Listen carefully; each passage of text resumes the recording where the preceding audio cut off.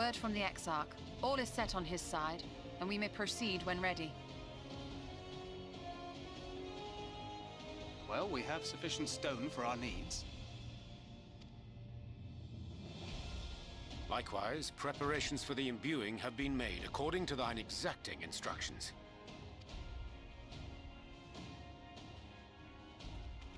Then you need only say the word. Let us begin. See that everyone is in position. We shall catch Vorthri, mountain and all.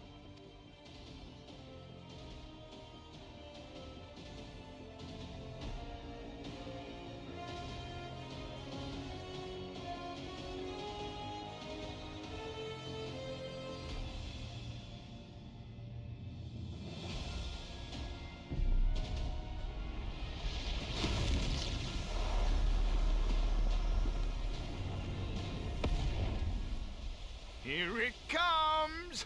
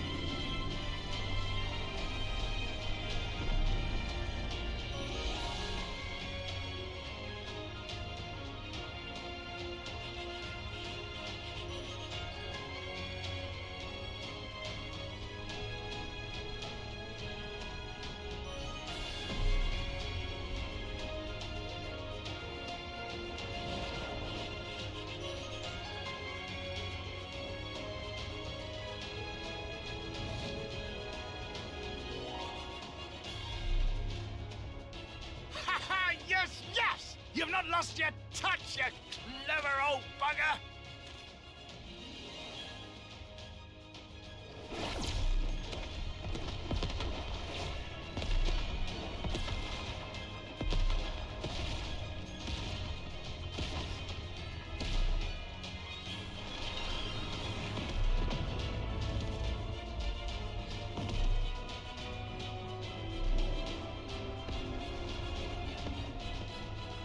Do you see what they're doing? If its hands are damaged, it won't be able to cling to the mountain. Oh, I knew this was a terrible idea. Vorthri marshals the Eaters to his defense. This was only to be expected.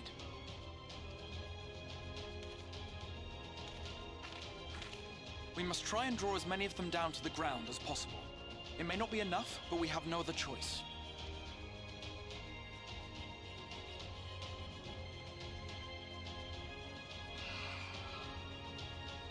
Is that?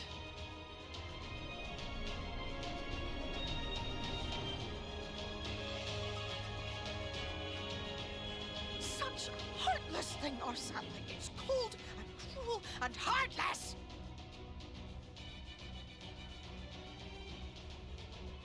Summon us in times of need, we expressly said, yet what should we find but the final battle joined without so much as a whisper of our name?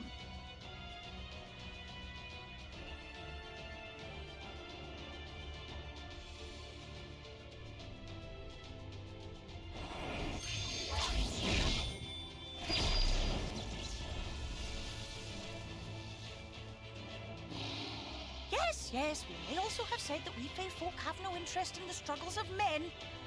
But if our adorable sapling had come crying to us for help, we would of course have flown to her aid. Of course we would. What are we to do with her?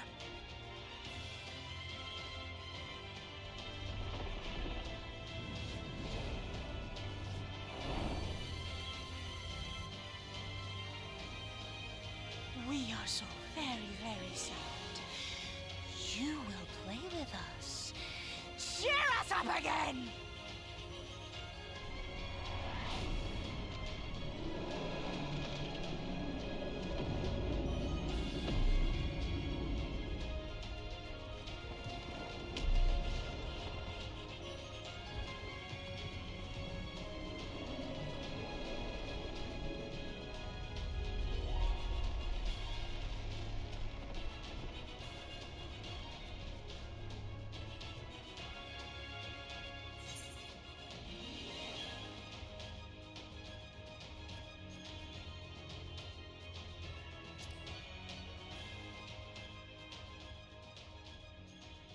This I did not expect, but I will gladly accept the help.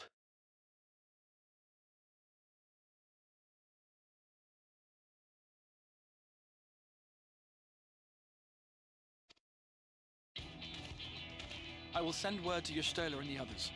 Join them at the foot of Mount Gulg and be ready to make the ascent.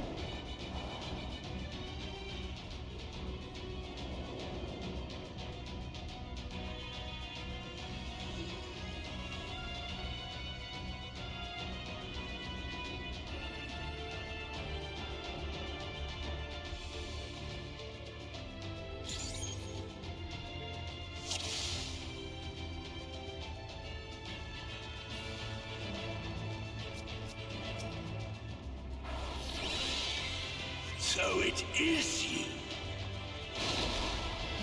You will not defile my new paradise.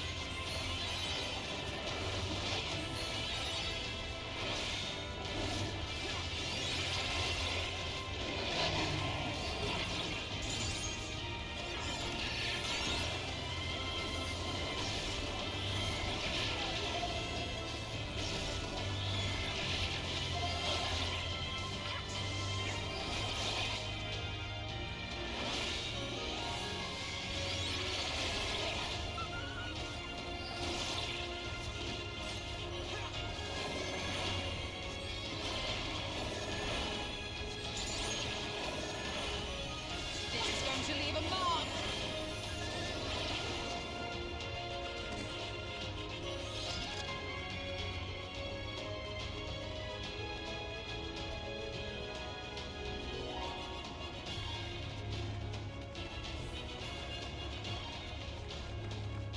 Scurrying about my domain like insects!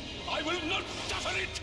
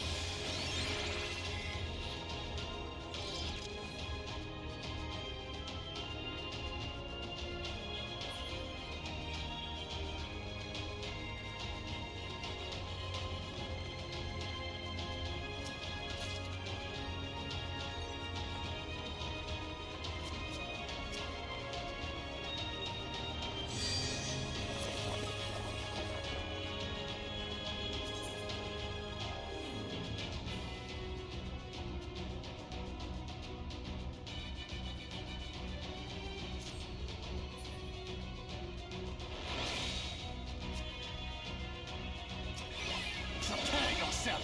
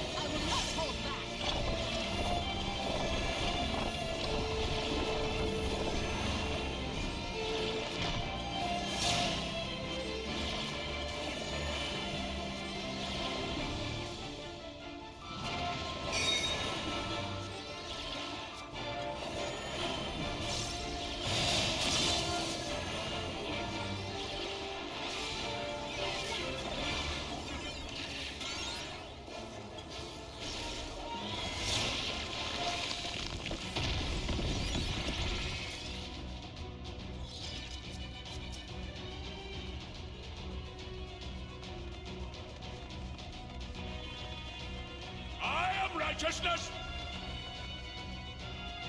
And righteousness will prevail!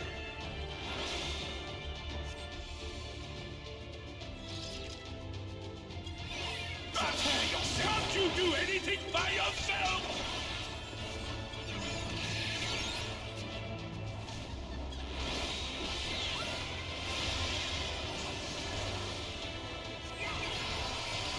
I'll show you.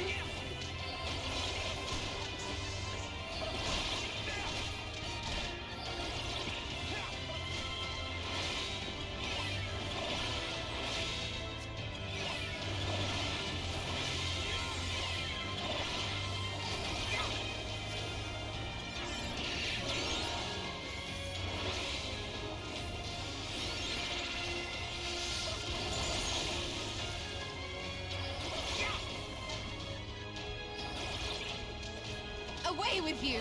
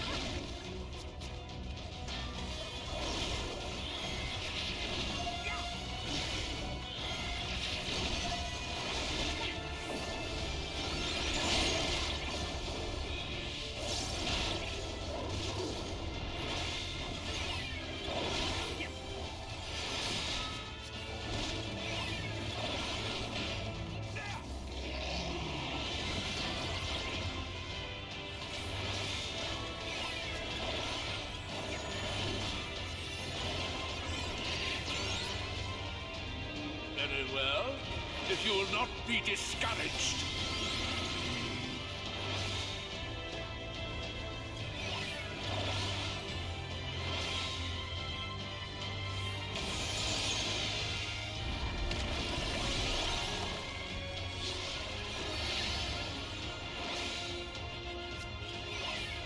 Now I've got you.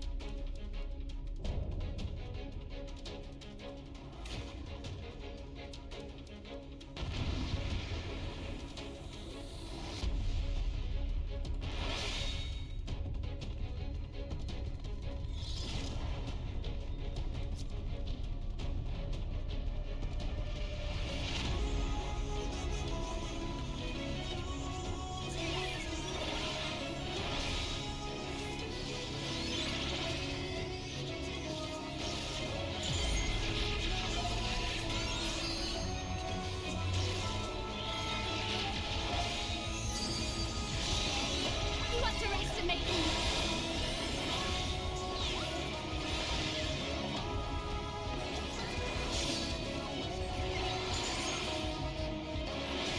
Stop them, damn you! I don't care what it takes!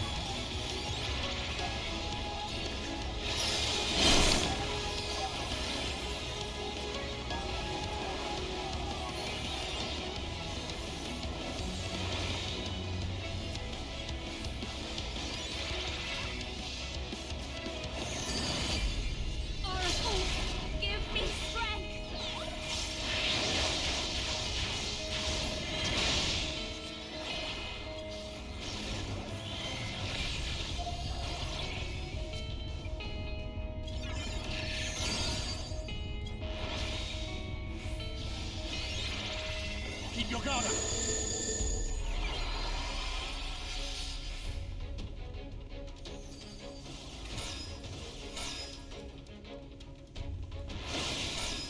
This is going to leave a mark.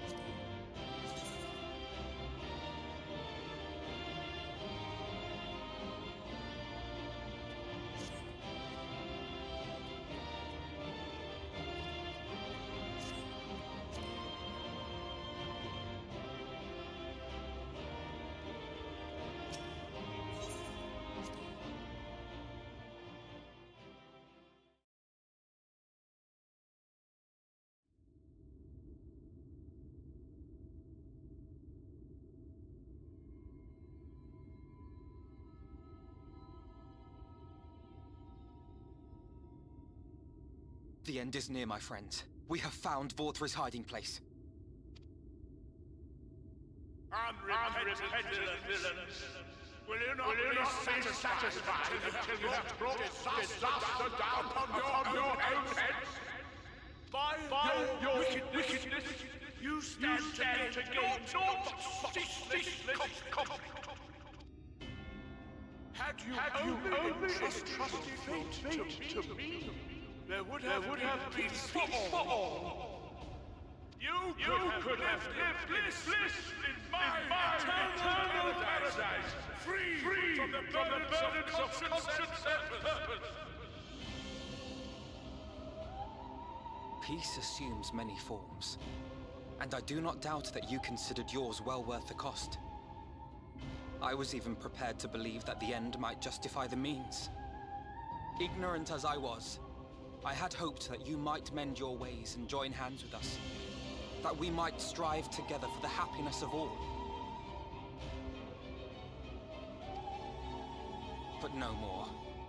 Your actions cannot be reconciled with your words. Peace for all, you say? Yet when you were threatened, your first act was to sacrifice your own people in order to save yourself. If your paradise can be rebuilt so long as you alone survive, it exists not for the people. It exists solely for your twisted pleasure. Hear me, Vorthri. The people won't submit to your will, for we each have our own. I made a promise to a noble soul, a woman who saw fit to entrust me with her legacy, and I mean to keep it. Everyone who stands with us has something precious, something that they cherish and would die to protect. They know their own hearts. They know what they want for this world. And by lending their strength to our cause, they have spoken. No matter how hard you may try to bend the world to your will, we will never Silence! Not another word! You presume to lecture me. Insolent worms. You will learn your place. With my true powers awakened, I will expunge you like the filth you are. Your demise will serve as a reminder to all that I am the zenith of mankind and Shinita both, chosen to rule over creation by right of transcendence.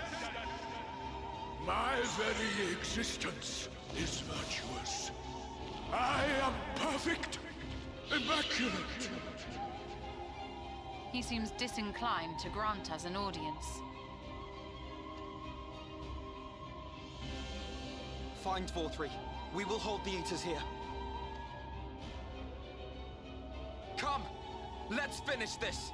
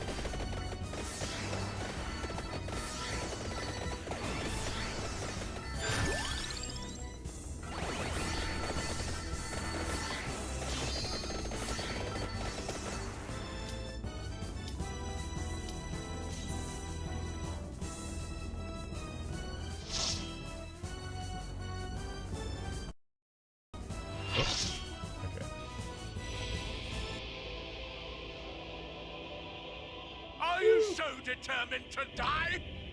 One last chance, villains! Bow down and acknowledge your king! Your god! Oh yeah? Oh, also. There you go. Woo. Come! Prepare for judgment!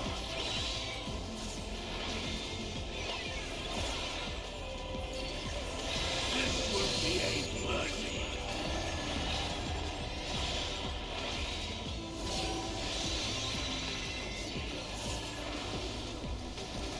What? Interrupted by what? Alright.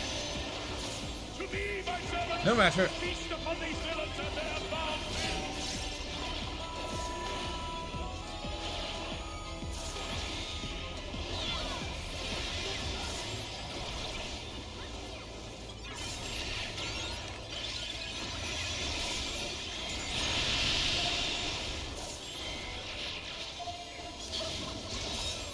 Come on.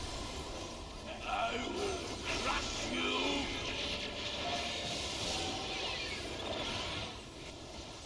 Fine! Fine if you refuse to die! I will strip you of the illusion of will!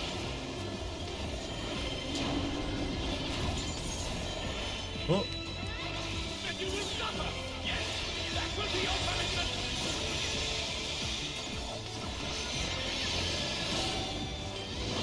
Receive of me my blessing and rise higher!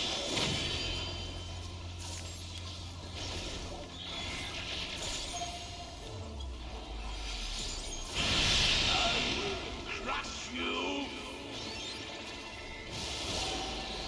Suffer, suffer, suffer! Suffer and know your folly! Tell you, why do you not fall?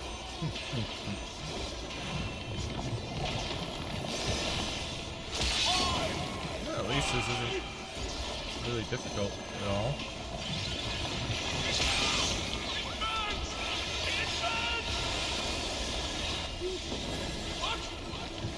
What is this? Ugh. Wait, what is... Uh-oh. Perhaps there is more to this fight.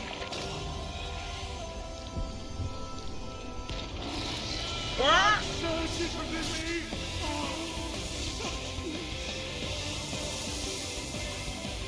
I see now. This is the passion of my adventure. Very well. I shall embrace this fight.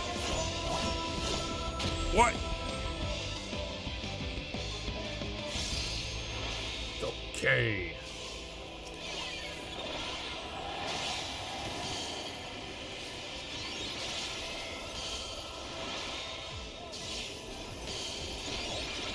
Feel my wrath. Jesus. You. Little person.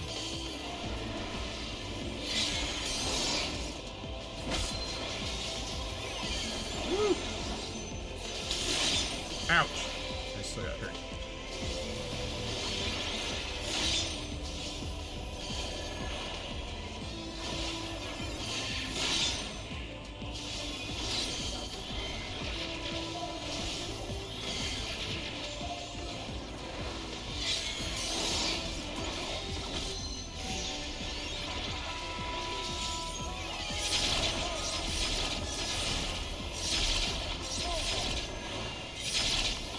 Okay, is that gonna, yep, it's gonna keep on going. Oh, nope, it's not. Good.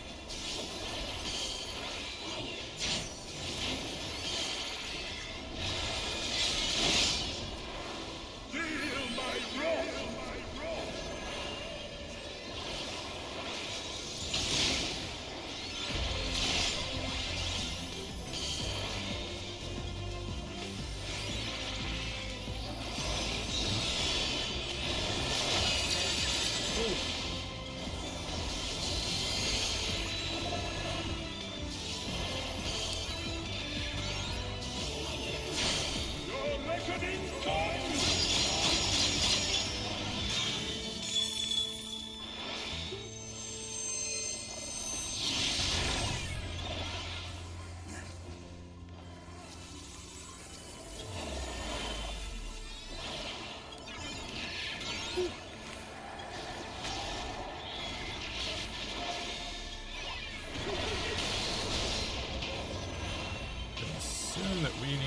Whoop.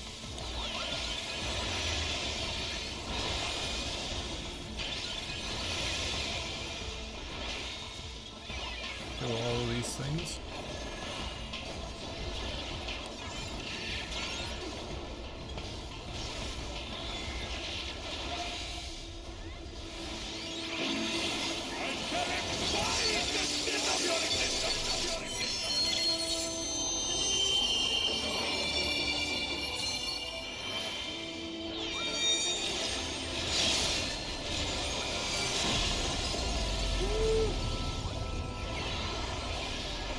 And we're already all baked.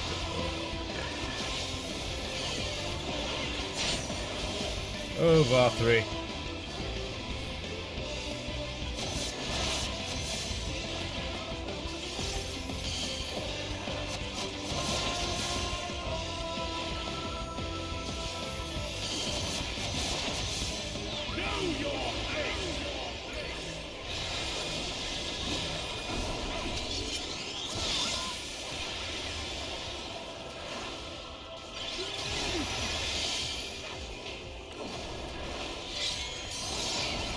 Pick up an anime game.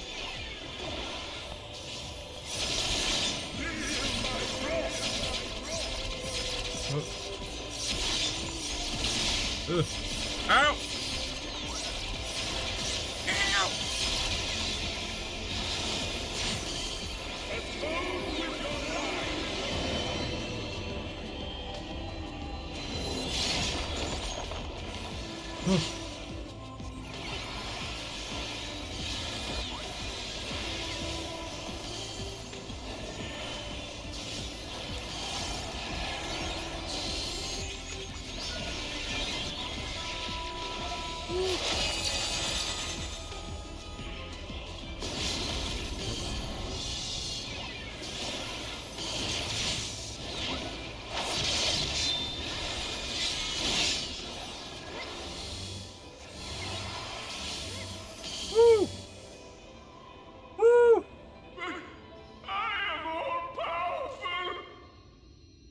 No. Die. Pew pew. Woo!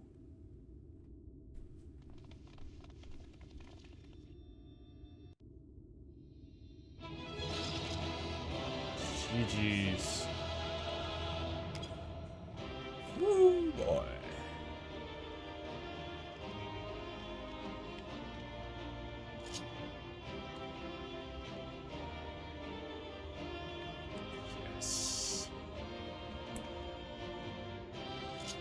Oh yeah. Oh yeah. Vothri's dead.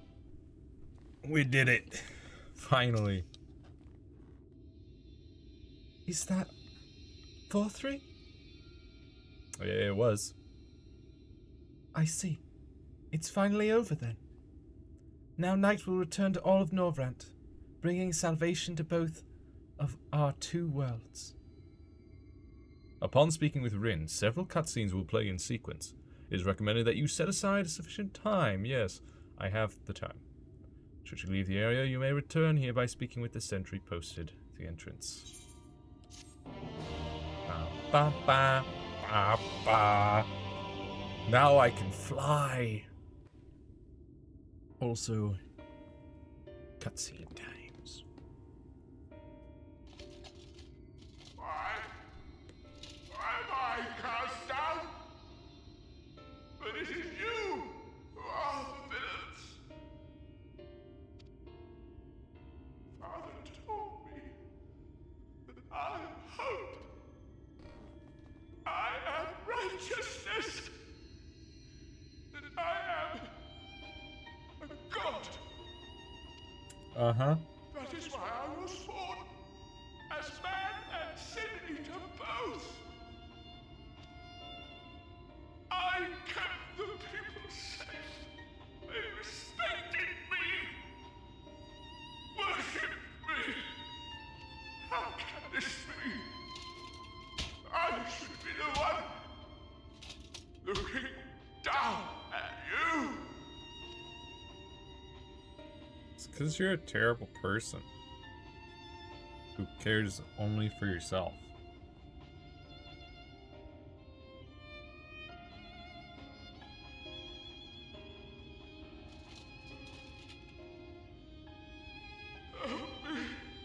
Damn you! I am your god! Nah. Nah, nah, nah, nah.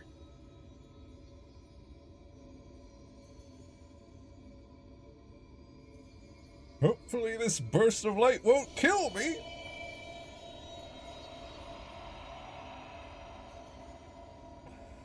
Or turn me into a Sin Eater.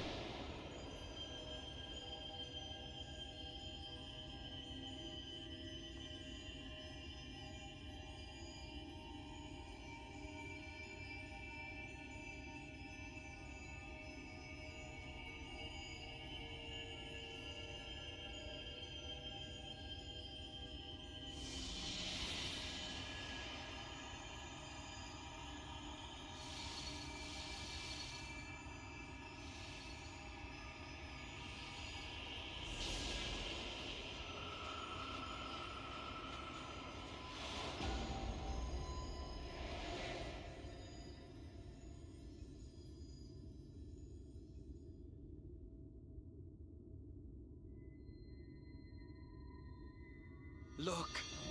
The sky! Yeah. Night hath returneth.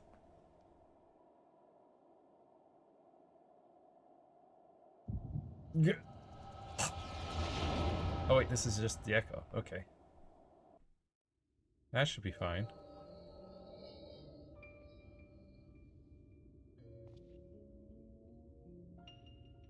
Fools! Were it not for my decisive action, the whole city would have been overrun, razed to the ground. Yet they dare to complain about casualties? Spare me. Uh-huh. I'll wager they were put up to it by those wretches who seek to usurp me. They're stirring up the citizenry. But if they think I will yield to the likes of them, they are gravely mistaken. To be subjected to such deplorable treatment, such ingratitude. You have my sympathies, sir. You do so much good for this city, and you could do so much more were you not surrounded by fools. Emmett Selk. Gosh dang Emmett Selk.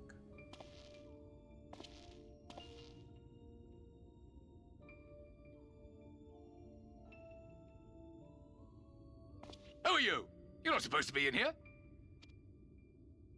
My apologies for the intrusion, but I come bearing a proposal. One that will ensure the longevity of your reign. Uh-huh.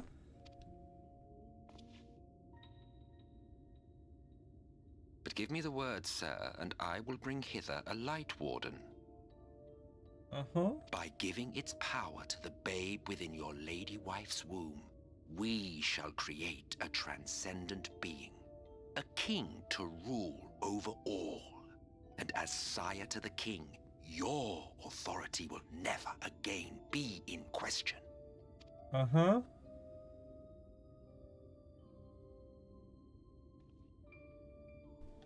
He didn't last too long, though. Amazing. Before my Vorthri, they behave as docile pets. Uh-huh. Yeah, he must not have lasted too long because we haven't seen him at all. With this gift, my line should be guaranteed power for perpetuity. We shall rule the whole world. Nah.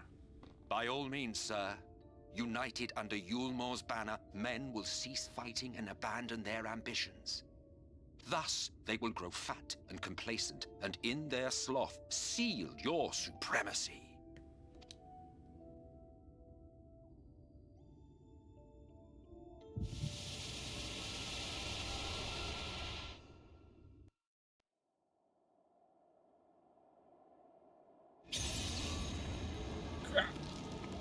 Uh-oh.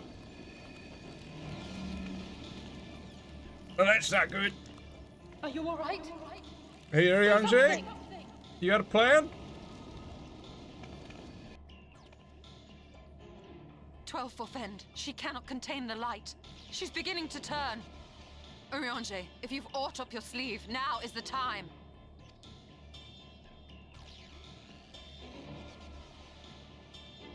Well? It's changing back.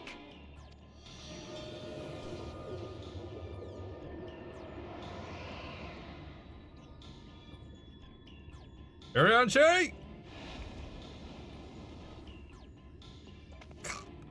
The combined power of every Light Warden is too terrible a burden for any one soul to bear. And so I shall relieve you of it.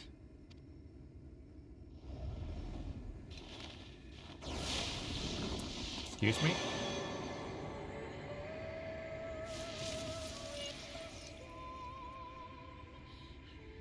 Exarch, what are you doing?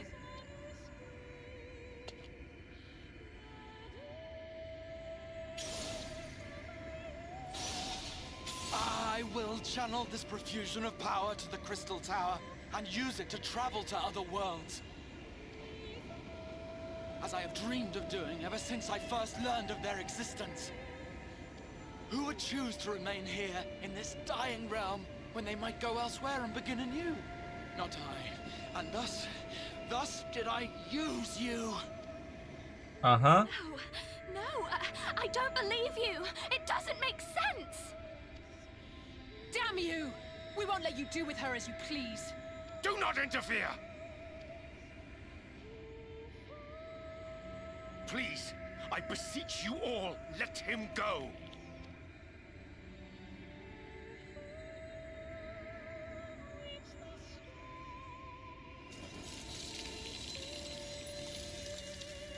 You knew of this, Urianger.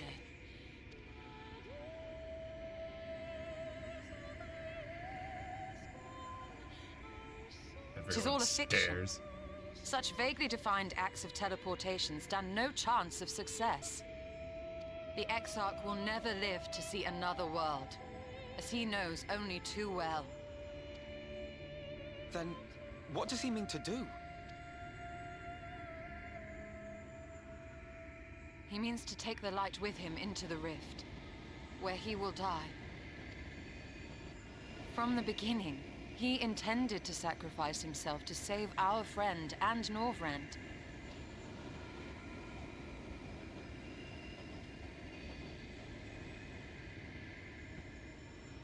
At journey's end, an opportunistic thief makes off with the hero's prize. A paltry way to end a chapter, I concede. Yet your tale will continue, and my role in it will scarcely be remembered.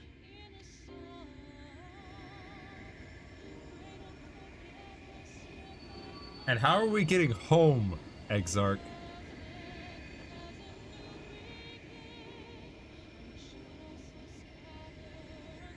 Worry not. Whatever should become of me, I will be happy and free, safe in the knowledge that I have played my part.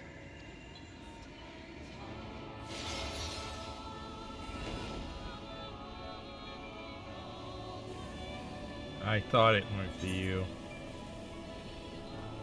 Called him by his name.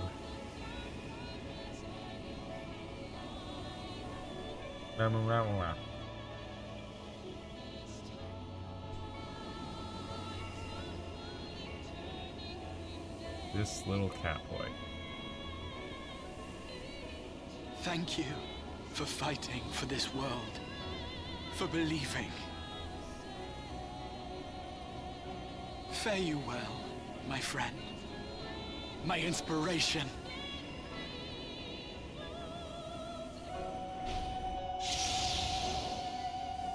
The same cat boy from that other crystal tower.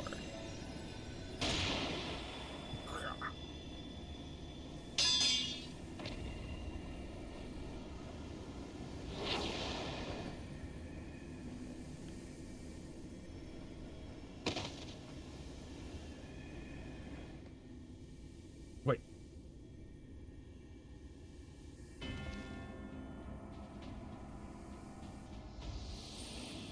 Only those who possess the royal eye of the Allagan Imperial line are capable of controlling the Crystal Tower. Such individuals do not exist in the First. Therefore, in all likelihood, the Exarch arrived here with the tower. Yeah. This much I had surmised, yet I could not discern his grand scheme. To think that he went through all this trouble for the sake of a single hero. It's almost admirable in its absurdity. Alas, it is not your grand scheme that will succeed, but ours. You bastard! Yeah. Stay put. Your friend is still alive, but whether he remains so depends on you.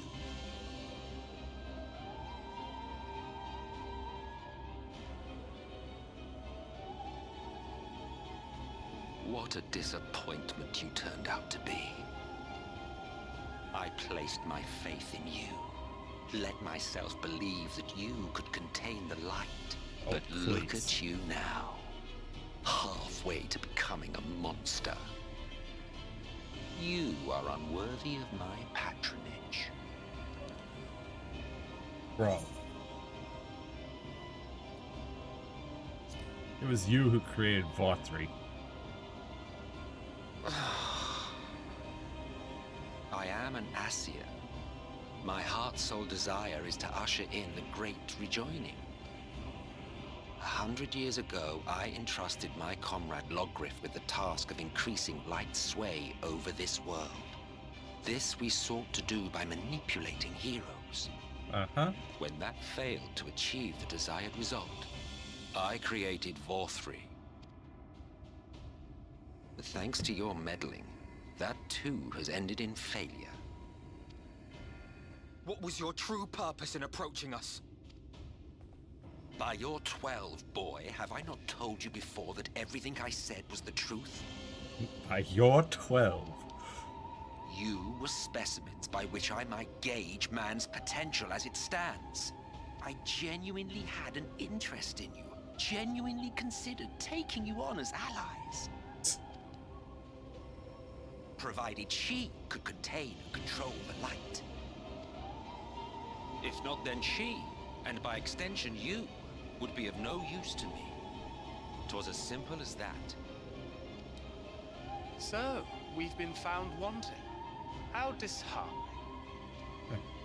But even had we fulfilled your conditions, there was no guarantee that we would cooperate. What then? Then I simply kill you all. At the very least, it would restore the world to the way it was before you went about trouncing Lightwardens willy-nilly. Suffice it to say, it would be most inconvenient to have all that light taken away. And I would be lying if I were to claim his actions didn't have me worried.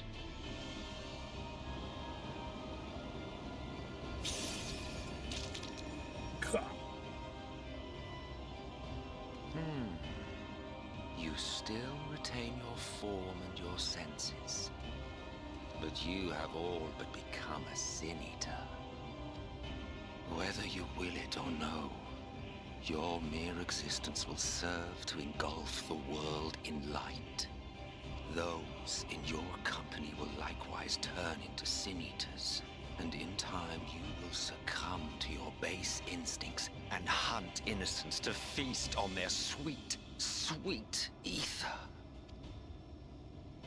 Those few with the will left to fight may rise up against you. But before your absolute might, they will quickly know despair. There is no hope. We are finished. Mankind is finished. Ah, the irony.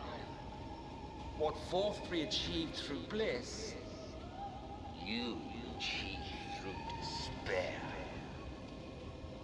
But I have overstayed my welcome. I shall look forward to seeing you bring the world to its knees, hero.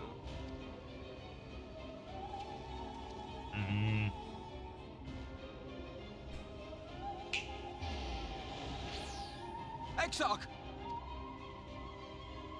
I have naught to show for all the time and effort I invested in you. He is a small token for my troubles. I did not expect that I could learn aught from man, but I may yet learn something from all the knowledge he had hoarded for his precious hero.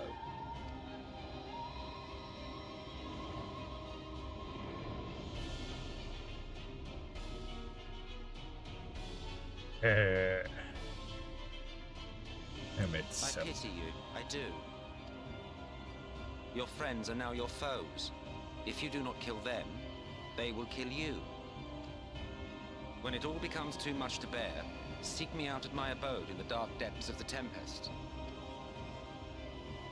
There, you may complete your descent into madness with some dignity, far from prying eyes.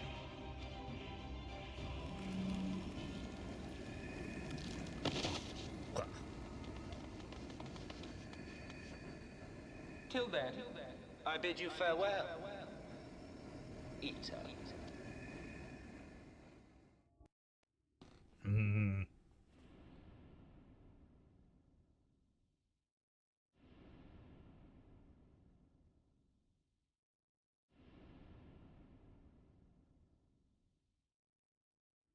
Well, I seem to be doing better now. That's odd.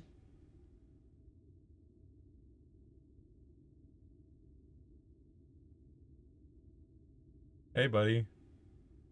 Ah, finally. Odd, but...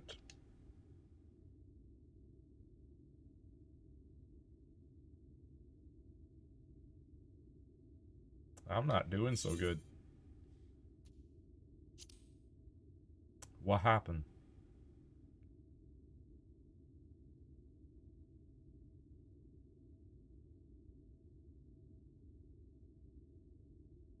After you collapsed, Emmet's self vanished. Then Reen did what she could to stay the raging of the light within your body. Thanks to her, you're still you, but she's only delayed the inevitable.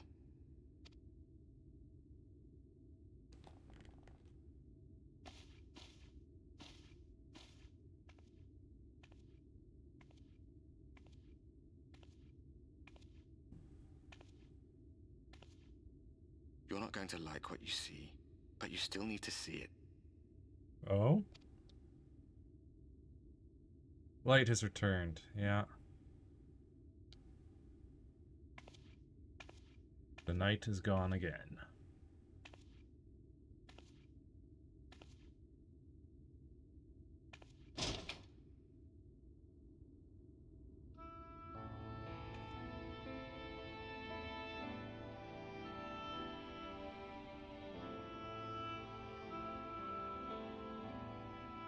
It's like this all over. The whole of Northrad is shrouded in light again.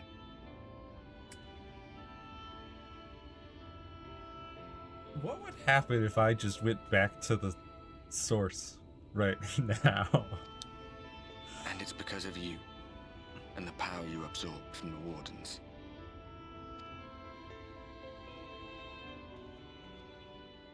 No one knows but your friends.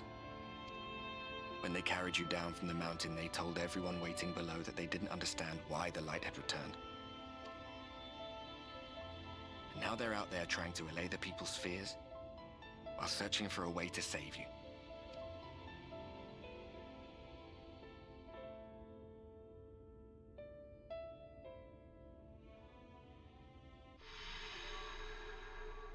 What?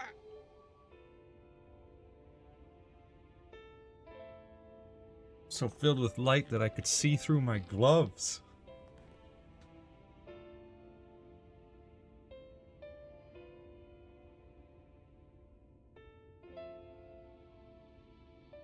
If you're well enough to be up, you're well enough to get some fresh air.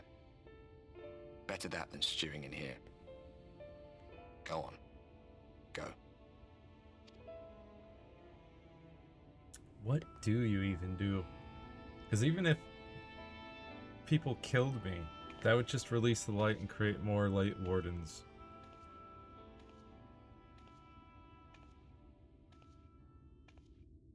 As we have been told before. Felucia, ether current attunement complete. Yeah, great. Wonderful. Free bird of Kalusia.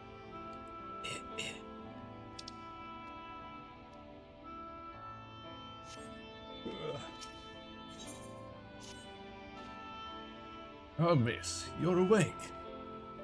You were injured during the foray on Mount Goog, yes?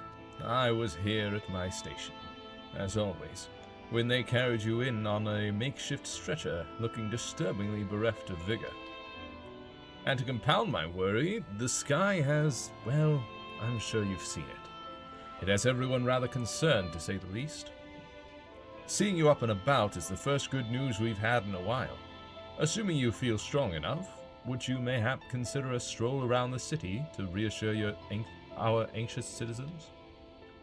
Bragi was one of those who helped convey you to your chambers, and he has visited several times since to inquire after your condition. Right. But also... yeah, I would like to go back to my room to deal with some...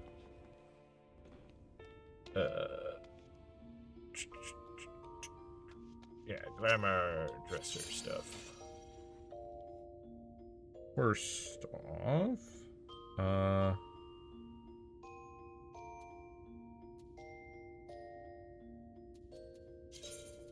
let's see some things.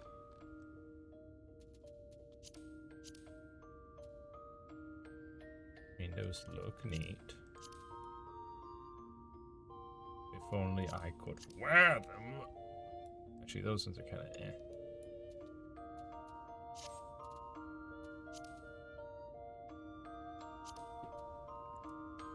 Let's see here. I think there was one.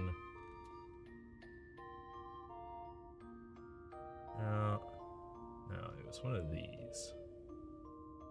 Look neat. I mean, that looks pretty neat. What were those? Oh, 79. Hang on a second. Hold up. Did I get a cool thing? Actually? Yeah, more mind. Way more determination. Gives piety instead of critical hit.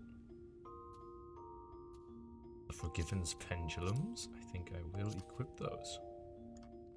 Look at those. Those look nice.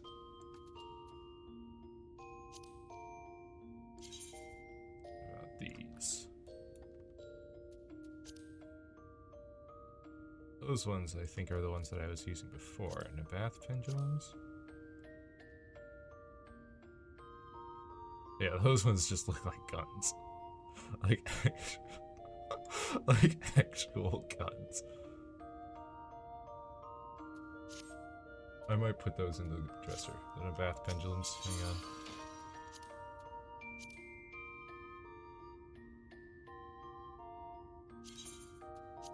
Put those into the dresser.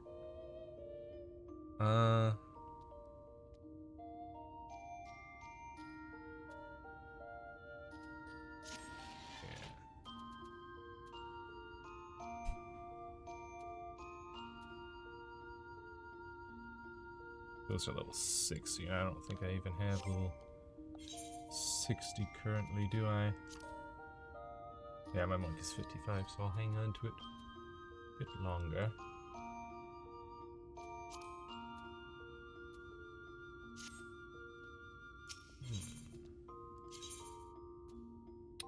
Nothing I can store from inventory.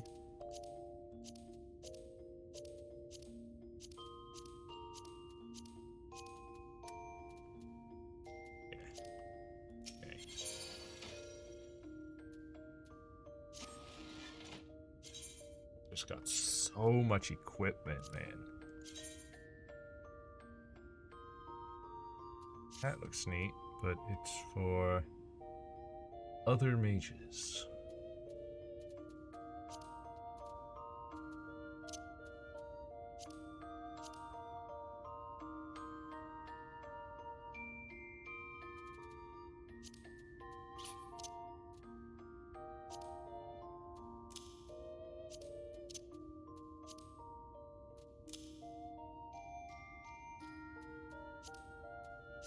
So much equipment.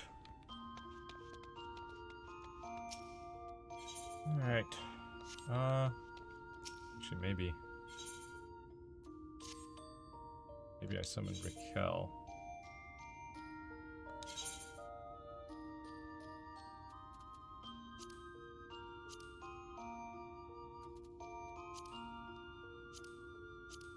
Yeah. Store some of this stuff. I got too much stuff, not enough space.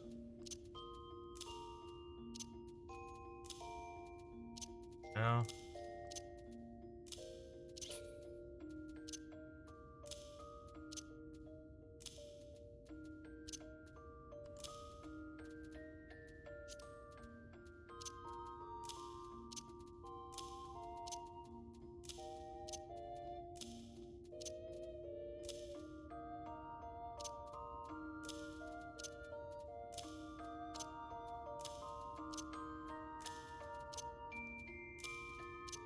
Overflowing with stuff and things.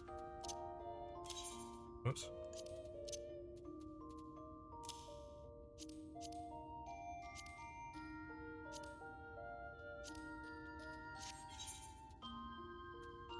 Alright. Now we can head on out.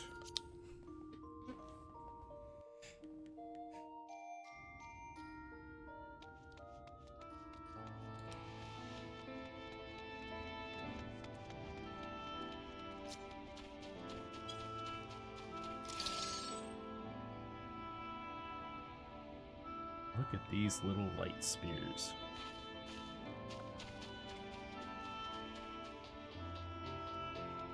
Oof.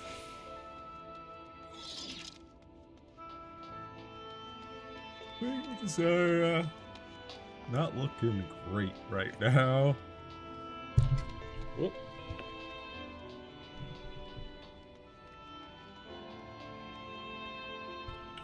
Hey, Bruggy.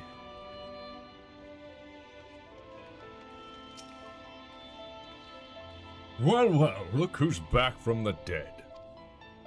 Aye, it was a grim sight. Your companions looked fair ready to drop when they brought you in, so I offered a helping hand. Couldn't bear to see them struggle so. And you, my friend, I feared you had one foot in the grave. Cold and lifeless, you were. Like a corpse that was somehow still breathing. Then they told me some evil went and snatched our poor exarch away in the midst of the chaos. Wicked wight, what is this world coming to? Bah, but moaning never solved a thing, did it? Nay, it's times like these that we Crystarium folk stand tall and do what needs to be done. Trade with Yulmore is back on the table. We'd best make use of those resources to fortify the city against the Eaters, or whatever misery the fates deem fit to throw at us next. Speaking of misery, Chesamil was worried sick about you. Arthila wringing her hands is not a sight you ever wish to see, let me tell you. Uh-huh. Chesamil.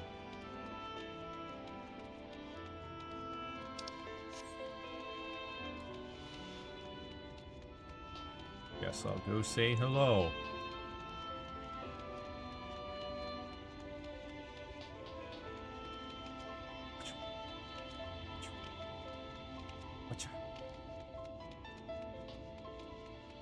Chesamil. Oh, sweetie, you're alive! No one's been allowed to see you. Even Spagirics. Chirurgeons were forbidden from making visits. Reen was kind enough to tell me you were showing symptoms similar to Eater corruption, so I suppose there was little any of us could have done for you in any case. As for your companions, they've been rushing hither and yon, seeking a cure to your condition. I worry to see their faces grown ever more haggard every time they pass through the Crystarium. I shall let them know you're awake, and when they come to see you, sweetie, please do convince them to rest a bit. they won't be helping anyone if they all collapse from exhaustion. Oh, and your own Moren has been little better, I'm afraid. He hasn't left the cabinet. Too busy with his nose buried in one dusty tome or another. Go talk to him as well. Just making the rounds, saying, hello, I'm not dead. I'm up and about now.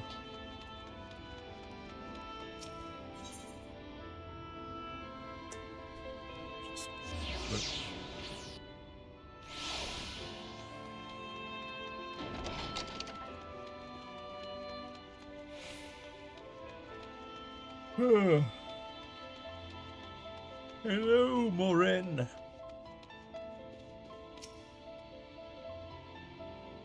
Confound it. This says the same thing as the last. Mayhap I should approach the problem from a different perspective. Genossia! Is it truly you and not some figment of my imagination? Oh, but this is wonderful! 'Twould seem our prayers have been answered. Feeling otherwise helpless, I've been scouring our shelves for the wisdom to explain this most worrisome conundrum. Why, with all the Light Wardens defeated, has the light returned to obscure the sky? I must have pored over 100 tomes, but no definitive conclusion seems forthcoming. So many questions I would pose to the Exarch, and thus do I feel his absence all the more keenly. Now that you are awake, however, I am hopeful the search for our stolen steward might begin in earnest.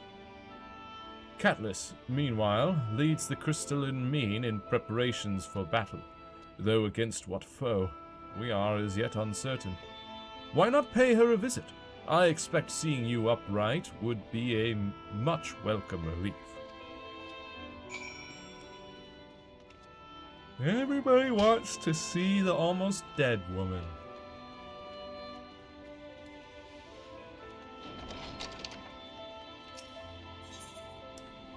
They're all worried about me.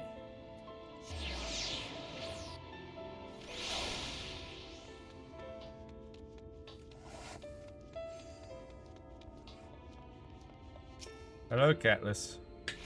Genossia, alive and well, I see. You gave us all a proper fright, you know that? Not a day's gone by that I haven't heard folk worrying that what's to become of you or the Exarch. Anyway, I'm glad you've recovered enough to stand.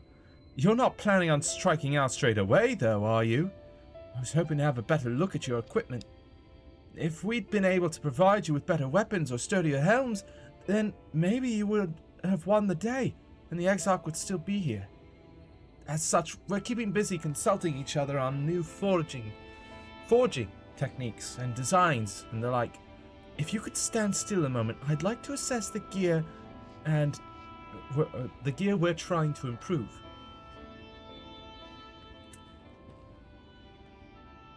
Okay.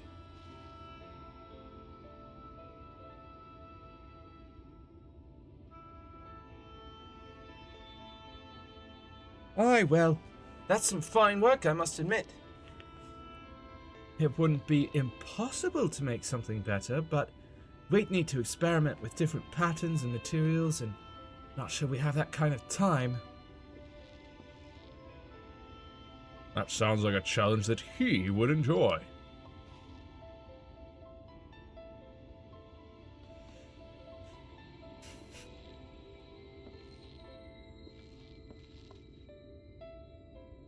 Greetings, Glenard. The Master of the Stairs is running his own errands now, is he? Aye, well, my servers are distraught enough as it is, and I didn't want to crack the whip too hard. But never mind that. I'm thinking our absent genius and his epiphanies are the perfect answer to this predicament of yours. And by genius, you mean old Grindolt? He is a man of unrivaled gifts. I won't argue with you there.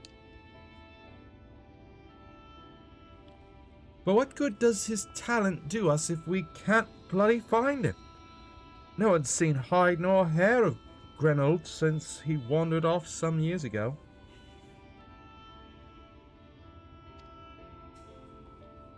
You know what he's like once he latches onto an idea. He's probably cloistered himself in some forgotten cave, completely absorbed in his latest creation. Wouldn't even know where to start looking. That does make things difficult. Still, if that eccentric is someone you're destined to meet, I wager he'll show up soon enough.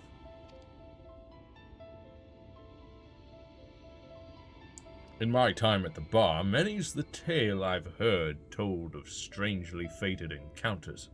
Even a few of them might be stretching the truth just a bit. We'll keep our noses to the grindstone for the time being. But on the off chance you do encounter Grenold, you'd be wise to take advantage of his brilliance rather than wait on our slow and steady progress. This is all talk for when you're fully recovered, of course. I'll let you get back to convalescing, eh? Ah, before you do that, you're actually the reason I came over here in the first place. I don't suggest partaking of my stock until you're properly well, but you're passing near the stairs, if you're passing near the stairs, then I've a regular who's eager to see you. Smile. Nodders. I'd best be getting back. Just because the world's coming apart at the seams doesn't mean we have to follow suit now, does it? Hear, hear. We can't forget the heart upon which this city was founded, or the Exarch might not have much of a home to return to.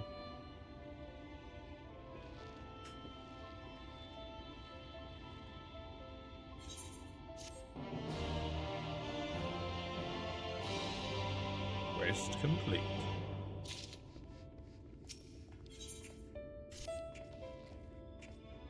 Genosia, are you alright? I think a return to your sickbed might be in order. Or you might consider resting a while atop the watchtower next to the rookery. This sky doesn't make for the most soothing scenery, but the Exarch often liked to stand there and feel the wind upon his face. Uh-huh.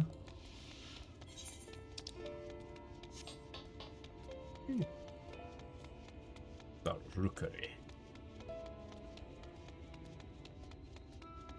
Up there, eh? Woo!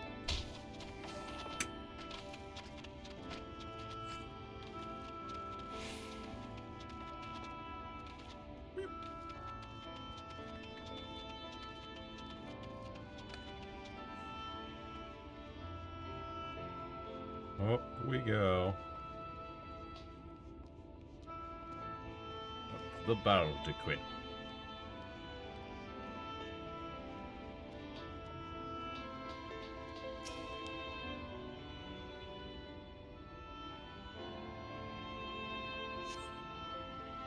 At least the view is pretty.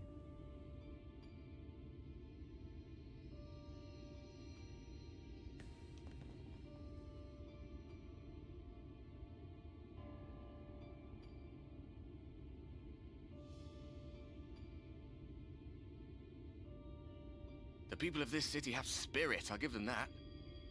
They've not lost the will to fight. Yeah.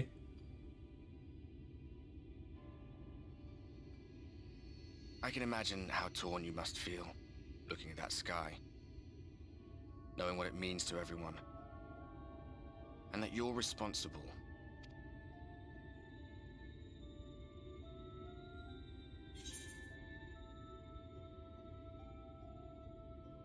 The scenery is worth it. I'd rather people knew. Still can't believe it's coming from me. It's all such a mess.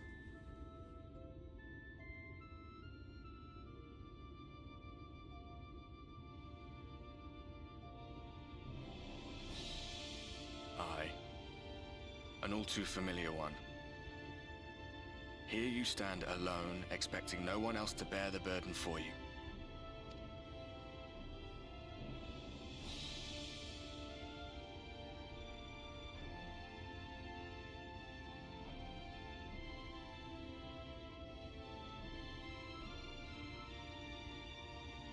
a corner, and there doesn't seem to be any obvious way out. But that doesn't mean it's over. However hopeless it seems, you haven't lost yet. Yeah. I know.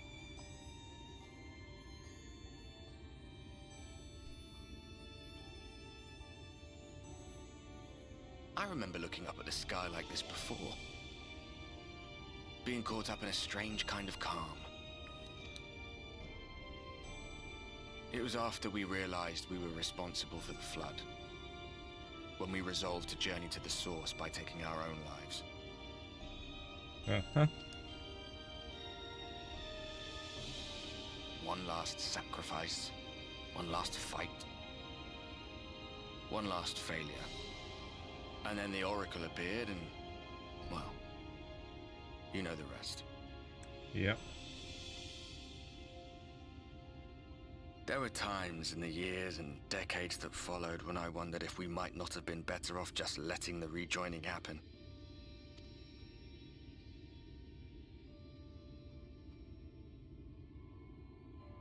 That we'd made one last mistake. But seeing that giant Talos stir to life cured me of any doubts I still had. Always we took the burden of fighting upon ourselves. That's what heroes do, isn't it? So we never had the chance to see anything like that. Our people coming together as one.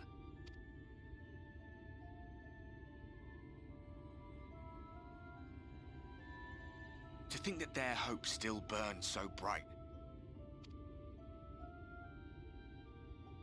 That they were still so eager to live, they would lift up their fellows, one on top of the other, till they reached the sky. No. We made the right decision. And I can finally feel proud of the part we played in helping this world survive.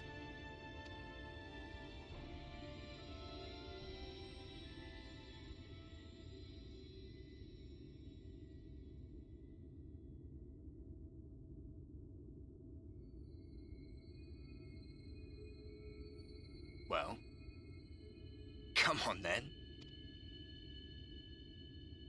Are our fists actually going to collide? Oh.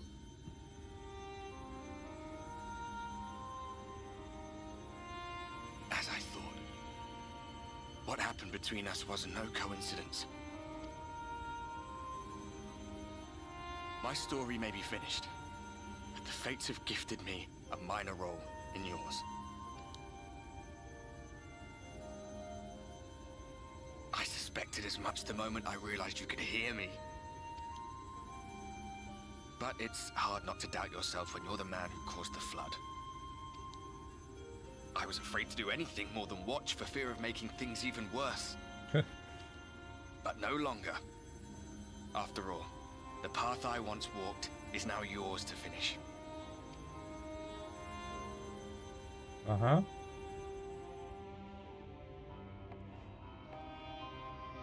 For what it's worth, I cast my lot with yours. If you need a push, I'll be right there behind you. If you lose control, I'll do my best to stop you. So, let us be about it, hero.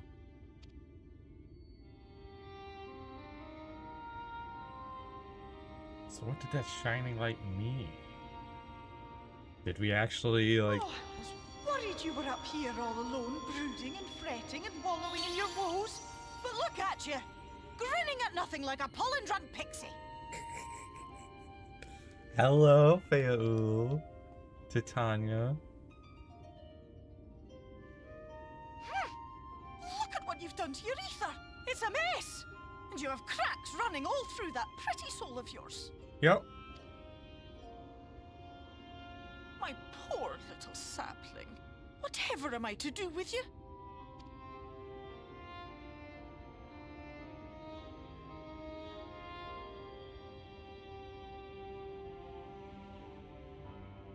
Shall I yield up my throne? You could claim it, cut ties with the mortal world? Hide away in the castle? Uh-huh. No, I don't think... It won't fix the problem. But would it really matter? If any pesky heroes come calling with steel and magic, all of Il Meg will rise up in your defense. Uh-huh. I don't think that's My a good crown and choice. scepter are yours, if you want them. No, Fail. Thank you for the... What? Don't give me that look. Of course I knew before I asked that you'd never ever heed such a wicked suggestion. And besides, what would become of my precious and ephemeral flower?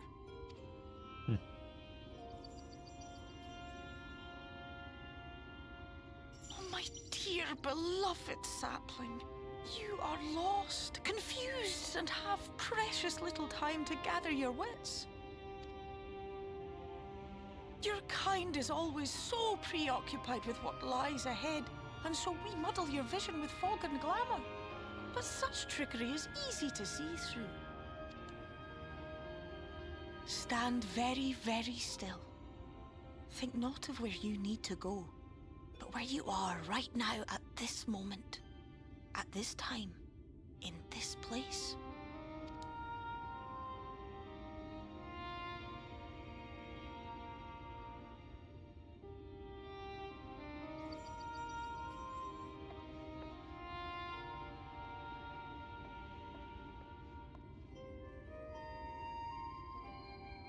Our cairn of crystal.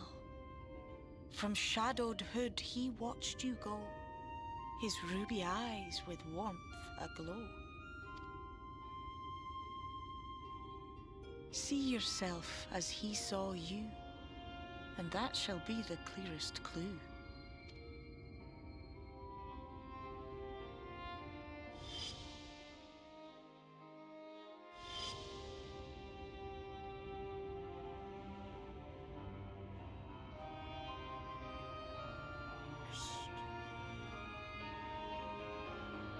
You stand in his garden, dear sapling.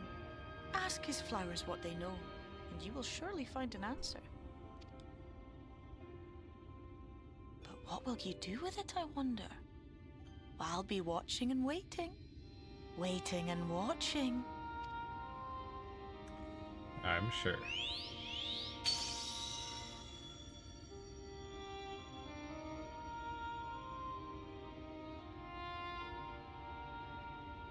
Oh, fail.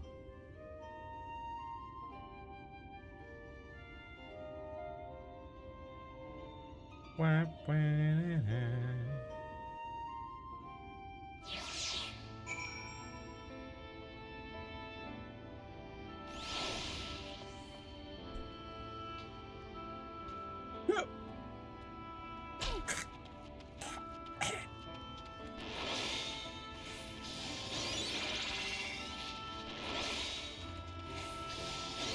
Gather information on the Crystal Exarch.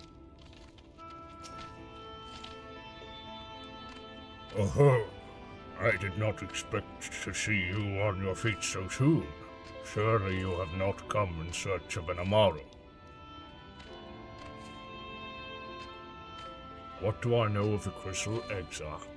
I am happy to share, but I fear there will be no surprising revelations. As any in this city could tell you, he is a man of wisdom and compassion and many untold secrets. But none can doubt his generosity. When the Crystarium was being constructed, he even allowed folk to plunder the tower for resources. He has imposed no restrictions upon us but one. No one except the Exarch is permitted to dwell within the spire. Many seasons past, a comrade of mine was bold enough to ask the reason why. The Exarch merely smiled and said, "Because one day, the Crystal Tower may vanish as suddenly as it arrived." One day the tower might disappear, so don't take up residence there, please. I hate for you to suddenly lose your home.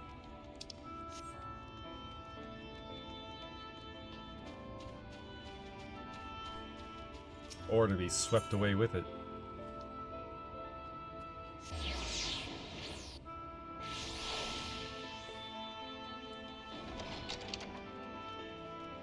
The library. To ask more questions about the Exarch. Moren! Oh, was there something else you needed? If you've come for the results of my research into this persistent light, I'm afraid there's little to tell you as of yet. Records pertaining to the Exarch? Well, I need no documentation to relay what little I know of his history, if that is what interests you. Less than a decade had passed since the coming of the Flood, when the Crystal Tower first flashed into existence. Its summoner, the Exarch himself, became known to the refugees in Lakeland soon thereafter. He welcomed all who sought out the spire, be they locals who had lost their homes, or Vobertites fleeing their ruined kingdom, and together did they found the city which would become the Crystarium. Some thought to call him king, for he refused to share his name, but the summoner did not deem himself worthy of royal address.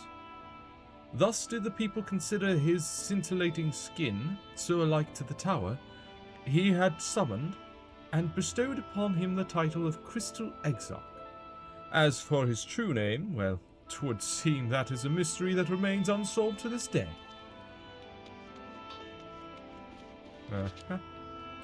Except to me. Or my character, I should say. Because I have met him before.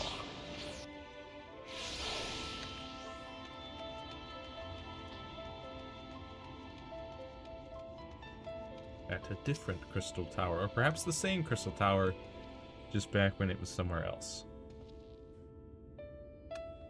Genasia, it is good to see you awake and alert, my friend.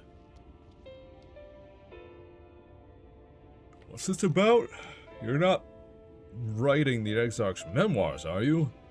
I'm not sure how much I can tell you, considering we avoid asking too many questions. Unspoken rule and all that.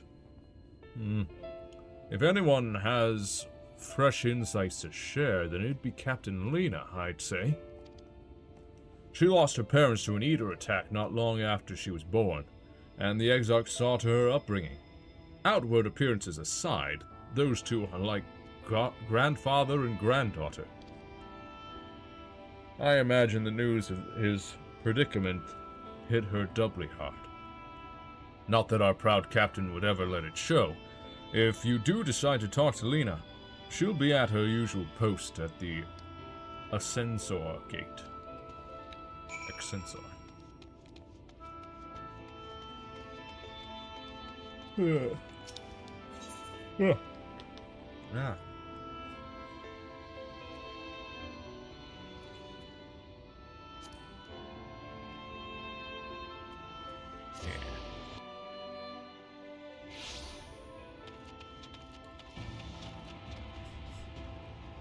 Out we go into the purple fields.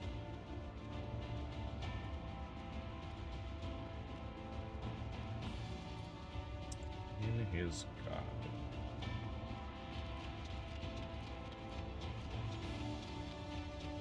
Still 9 more quests. Woof.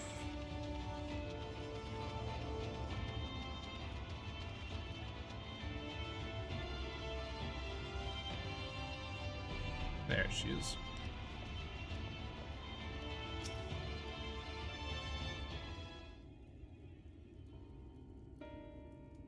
Genasia, I was not told you had awoken. Yeah, it's fine. A welcome surprise. Now, if only the Exarch had returned to us. He was taken by this rival of yours, was he not? Your companions mentioned they had an idea of where to find him. and so I bristled when they asked for patience. I did not understand their hesitation until I saw that you had fallen. Only then did I realize that I had no business rushing ahead. Even so, the delay has been no less agonizing. In the moments before he left to join you in Kalusia, the Exarch entrusted me with a key. It opens a door in the ocular to a chamber known as the Umbilicus. This room is the heart of the tower, into which only the Exarch himself is permitted to enter.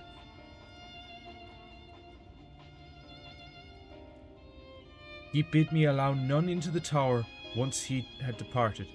Only in the event that an army of eaters descended upon the city was I to access the Umbilicus and awaken the defensive barrier. Never before had he left me with such instructions. But the battle with Vorthri loomed near, and at the time I accepted the key without much thought. Since then, however, that moment is all that occupies my mind.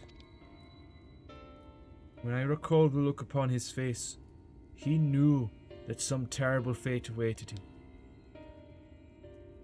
Tell me, Junosia, I need to know what he feared. What battle you and your companions are truly fighting?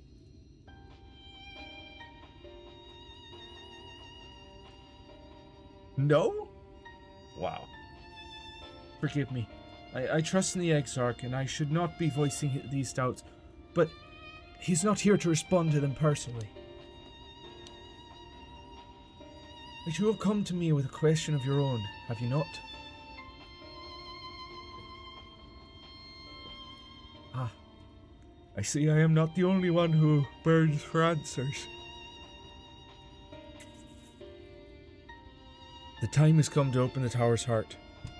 Though we do not face an invasion of eaters, I suspect the city will be in far more danger if you do not gain the knowledge you seek.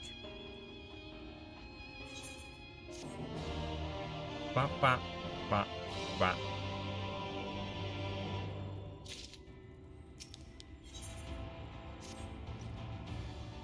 Come, meet me in the ocular, and I will unlock the door within. Back we go.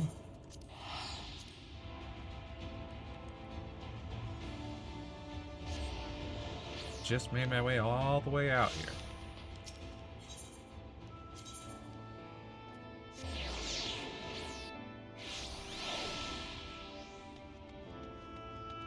The Dussel Gate.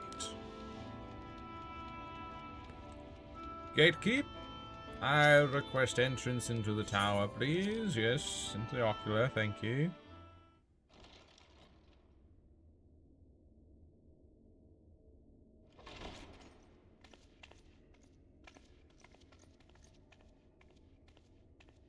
I have unlocked the door to the Umbilicus. You are free to enter.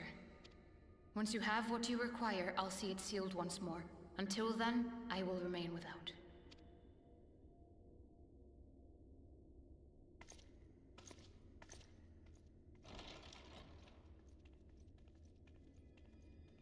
All right.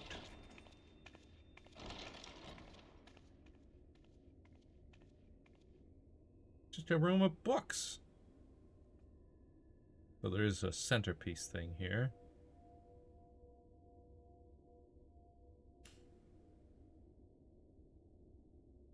What's up with that, huh?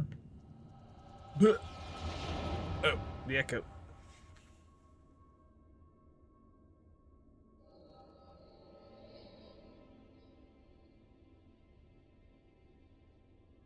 Urianger? A moment to collect my thoughts, I prithee.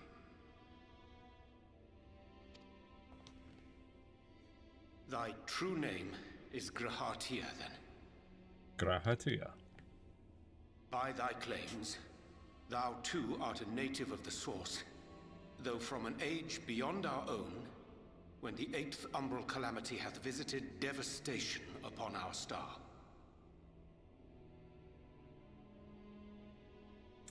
He's from the future of the Thou Source. hast, by subtle means, reached across the boundaries of time and space to unsow the seeds of catastrophe ere its creeping vines drag our champion unto an early grave. In essence, yes.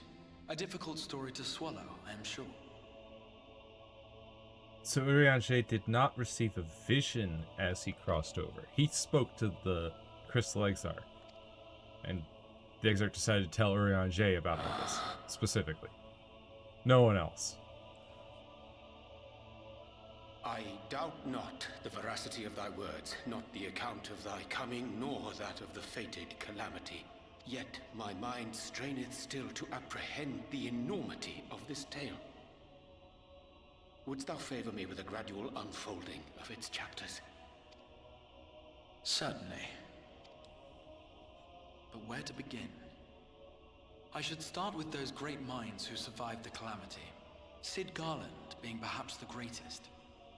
In hopes of staying the unending tides of war, he and his fellows pursued all manner of possible solutions. One of these was rooted in a theory which unified several fundamental principles discovered over the course of the Warrior of Light's adventures. It proposed a method by which one could enter the River of Time, traverse the rift, and leap between worlds. Perfecting that idea, however, was a work which consumed their lifetimes, and thus was it left to future generations to decide whether theory would be put into practice. Uh-huh. But all the while, the world continued to burn. Hope was a feeble outpost, beset on all sides by thievery and misery and murder. People cried out in despair, "There is no hope, we are finished. Mankind is finished."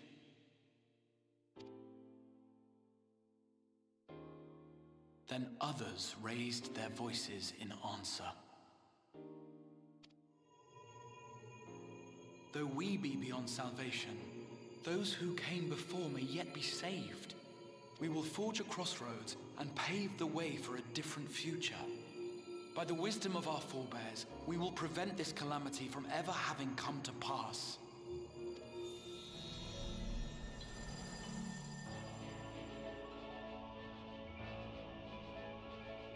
The fighting went on unabated, but some few took up Cid's research and labored to realize those impossible ideas. After 2 centuries of labor, their descendants finally succeeded in awakening the Crystal Tower, an integral part of the process, and, in doing so, roused its caretaker, me.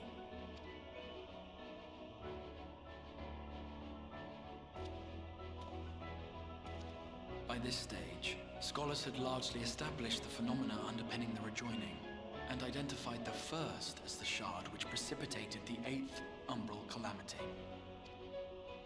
This grand structure was already capable of storing the energies required to attempt the translocation. All that remained was to augment some few of its functions based upon the theoretical models of Cid and his compeers. Uh-huh. And by means of such technologies didst thou effect thine arrival in the first, to an age before this star had joined with the Source.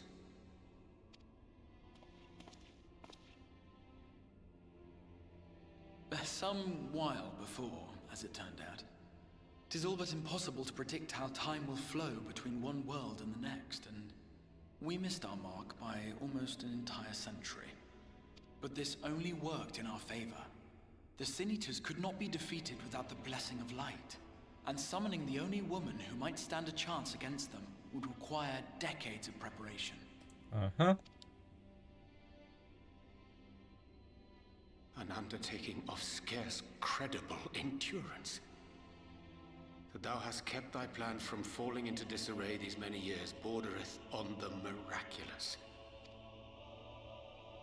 Yet howsoever history be rewritten, thy present self was shaped by events which followed the calamity. Should said catastrophe be averted, the very skein of thine existence will unravel. Surely thou hast foreseen this. I am aware of the consequences. 'Tis for that very reason Cid and his colleagues bequeathed their legacy as an offering, and not an edict. To give all of oneself for the happiness of others, and with no promise of reward. 'Tis a hard thing to ask. Harder still for those condemned to survive in a world which pitted brother against brother. Indeed, you are right to call the execution of this plan miraculous, though the force which held it together was nothing so inexplicable. It was her. The warrior of light has been our unbroken thread.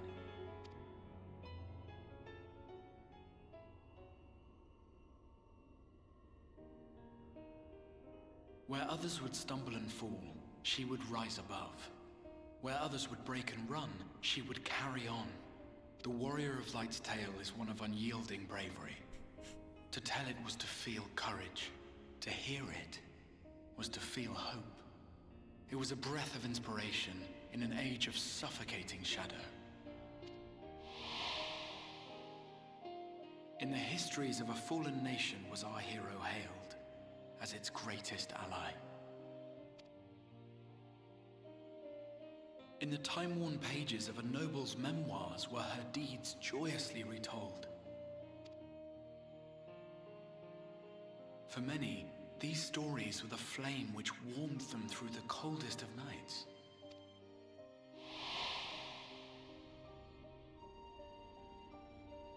And so it should come as little surprise that the plan found no shortage of volunteers, concerning as it did the Warrior of Light herself.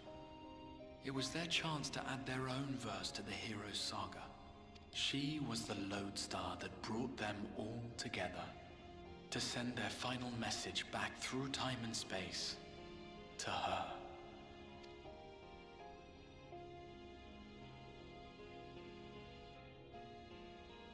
The light of your legacy was our torch in the darkness. Burn bright again and live.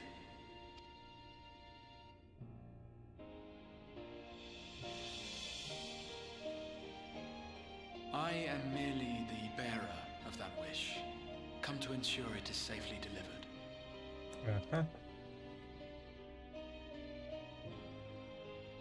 Wherefore sharest thou this burden with me and no other?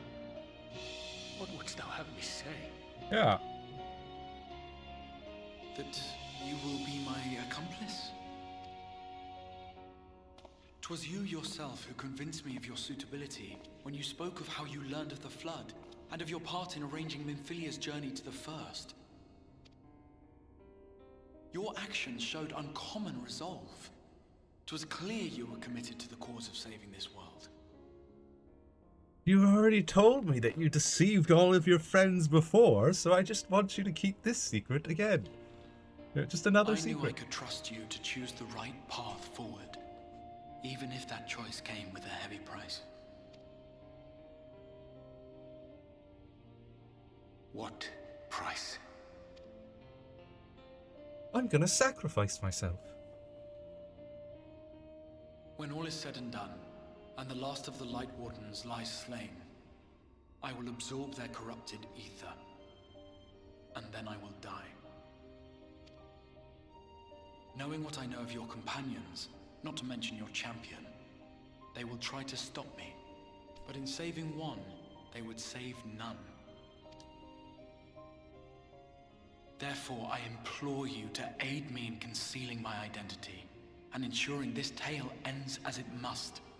To this end, I would have you take what I have told you of the Calamity, and make of it a portent.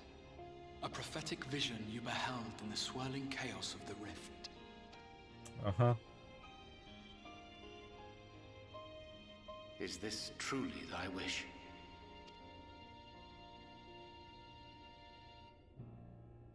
History remembered the Warrior of Light, as I knew it would. And I will suffer no other to rescue the champion whose star has charted my course.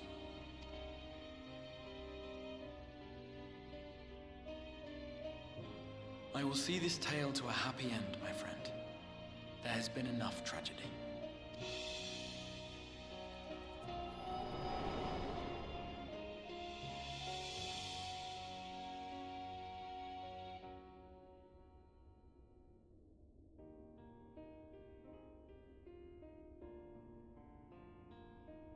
careful now.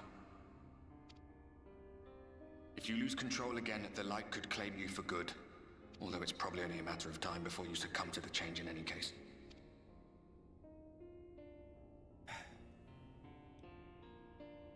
What do you mean to do?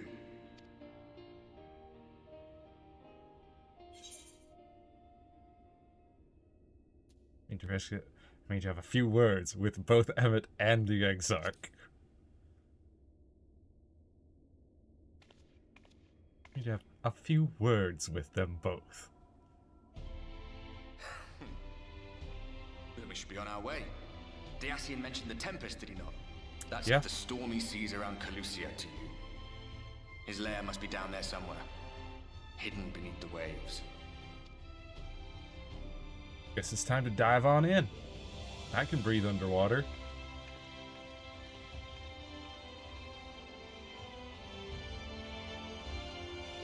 As the door magically closes behind me.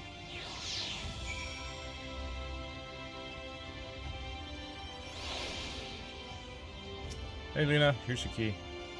Did you find the answers you sought? If there is nothing more you need, I'll go back and lock the door. I have questions about the Tempest. The Tempest? That is the name given to the seas by which Calusia is bound. If you make a request to the Tamers, they will provide you with an Amaro to fly you over the waters, but...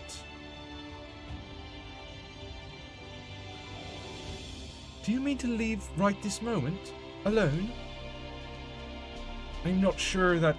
Nay, I will not seek to stop you. Go with the blessings of the Shadow, and I will await your return.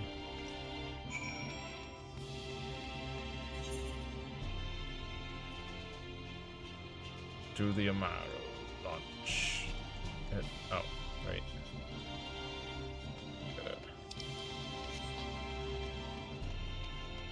Use one of these.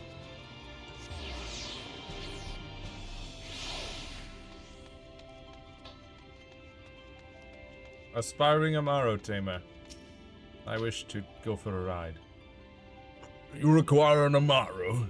Just a moment, and I shall saddle our swiftest beast to fly you to the island. Open water? To the depths of the Tempest? Our Amaro can swim, yes, but to reach the ocean floor... Oh, don't worry about reaching the ocean floor. I'll handle that part. Your Amaro just has to fly me over the water, and I'll dive in.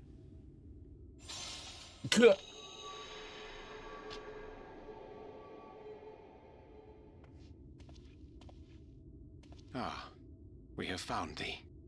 Oh, hi. Hey, everybody. Don't mind me. Word reached us of thy recovery, and thus did we gather with all haste. Uh-huh. By thy looks, I gather thou hast gleaned that which I came to tell thee. Probably, yeah. I learned a lot. Echo and all. Shared everything with us. The Exarch's true identity and purpose. You're just gonna say that right in front of these guys? I offer no excuses. When I agreed to aid the Exarch with his plans, 'twas in full acceptance of the condemnation I would face when my duplicity was laid bare. I mean, you've been duplicitous before. Yet it is not rancor, but resolve that I sense in thee. Thou art fully intent upon walking thy path to its end, art thou not? If thou canst forgive my deception, or, failing that, set aside thy displeasure for a time, I do beg leave to follow thee. What strength and wisdom I possess are thine to command.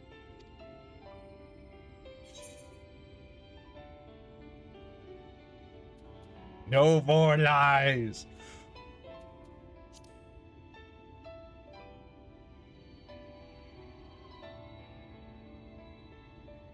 Pray believe me when I say that I took no pleasure in deceiving thee. Indeed, I curse the circumstances which compelled me to do so.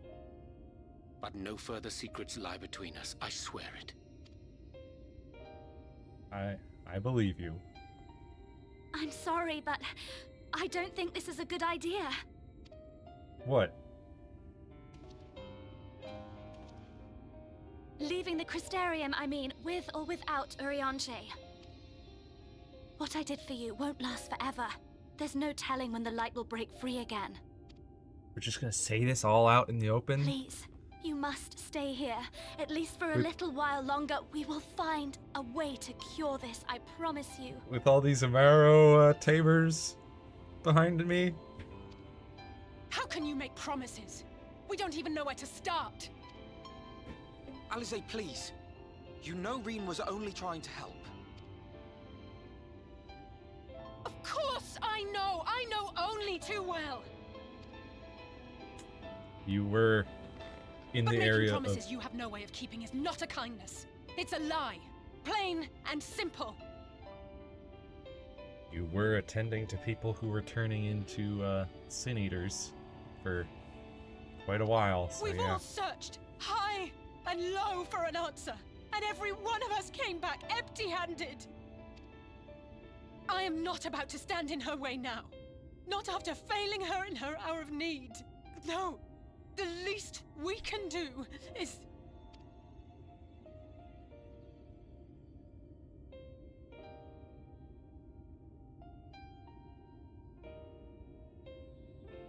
We will go with you as well. There is naught to be gained by standing still. Indeed, we have exhausted every other avenue. Lead, and we shall follow. If there is any hope to be found, then we will surely find it at your side. Are we all in agreement then? Yeah.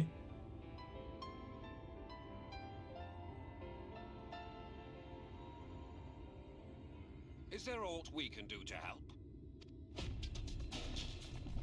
Hello, everybody. I don't think there really Though is. we may not know the whole story, we do know you're in for a fight. And while the Exarch's away, it falls to the rest of us to see the Warrior of Darkness is given a proper send-off. You told them? You told them? No. Well, not in so many words. Aye, we didn't need it spelled out for us. When the night sky appeared over whichever place you went to, it was harder not to put two and two together. From the moment I heard that you and the Exarch shared the homeland, I had my suspicions. Long had he been waiting for a certain someone to arrive, and I knew at once that it must be you. Exactly. When he went out to meet you, it was clear it was no ordinary visitor. Yeah. That spring in his step spoke volumes. I could feel his excitement. Eat him! That's right!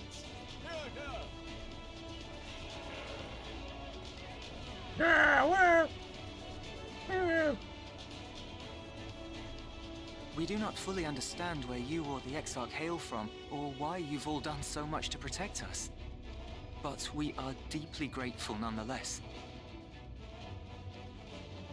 So, if there is anything at all we might do to aid your journey, you need only name it. What would you have of us? I don't know. Can any of you breathe might have underwater? invited them to join us, where there are not so many. But come, they are waiting. What is your will, O Warrior of Darkness? Well, I assume none of them can breathe underwater, so I don't think they can join me in the Tempest, but,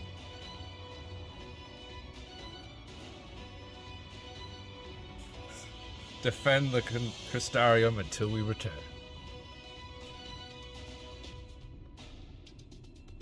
Y'all just stay here and, be ready, I guess.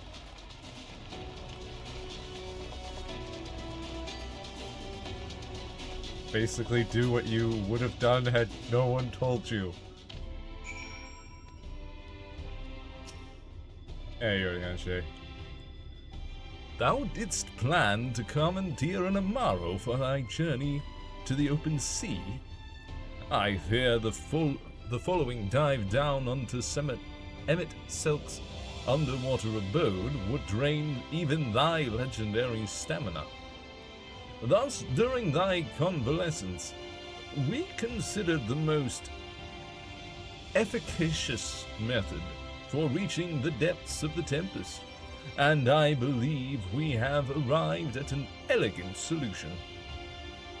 Yet ere we discuss this step, I suggest thou dost conclude such pressing business as remains to thee in the Crystarium. Once the sea closeth above our heads, we are unlikely to surface again until our grand deed is done.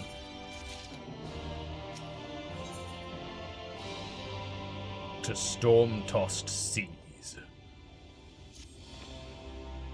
Thine affairs are in order? Then I shall unfold to thee my proposal. Our destination is the ocean floor, yet our goal is not simply to arrive there. Nay, we must needs have the means to breathe and fight freely. I already have that, but yeah, you guys, you know. Thus would I petition the aid of one of the Fae, a being with whom I have yet to meet face to face. Rather than waste words on explanation, I bid thee follow me unto the hamlet of Sullen, which lieth to the south and west. All will become abundantly clear, I promise thee.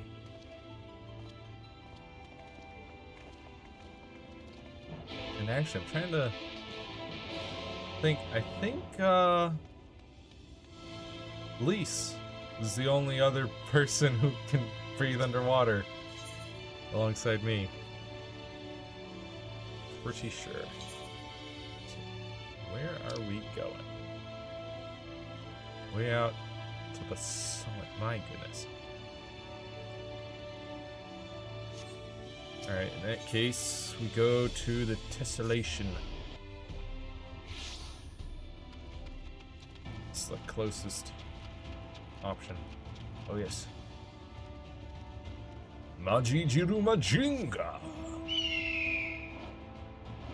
Caw! Caw! Dude, look at me. Mighty, glorious phoenix in this brilliant land.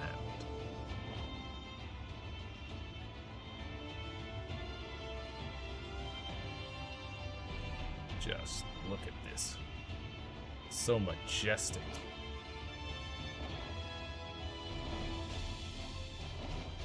Ba ba ba ba ba ba ba ba ba ba. Ba ba ba ba ba ba ba.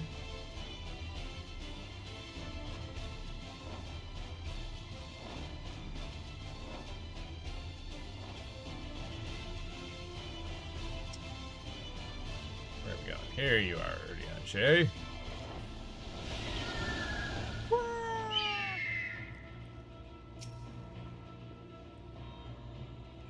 There, to the west, canst thou discern the hump of an isle rising above the water? That foliage-covered mass hideth the key to our safe descent. Swim close and plunge thee beneath the surface. Thou shalt soon divine the reason for mine insistence. Though it be much to my shame, I can but flail and flounder where thou mayest glide as a fish. I shall board a boat to the island, and spare one and all the spectacle of mine inept strokes.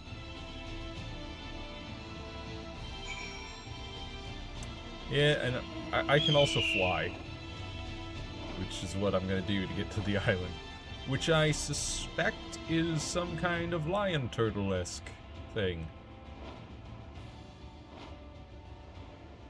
I assume this is an actually like a creature that swims. Oh, wait a minute. Hold up. I want to see that. Let me see that again. Ah, look at that. Splishy splash. Nice. I like that.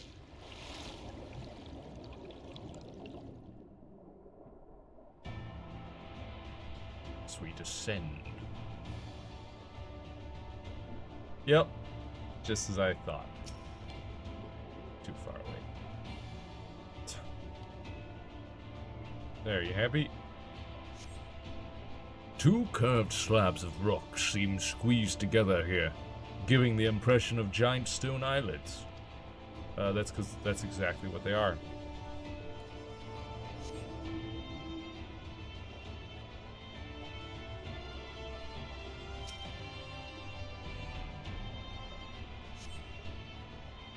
Though it appears solid enough, the rock yields slightly under your touch. Was the surface gently shifting, or was it just your imagination?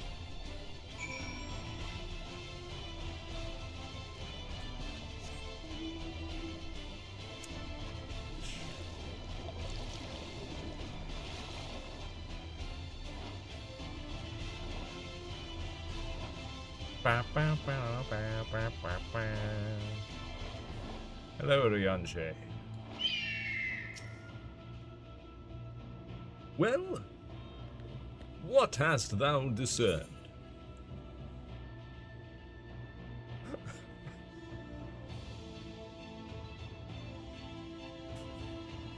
I've discerned that it's an ordinary island. It reminds me of a certain Primo. It's just like the big one. Yes, yes.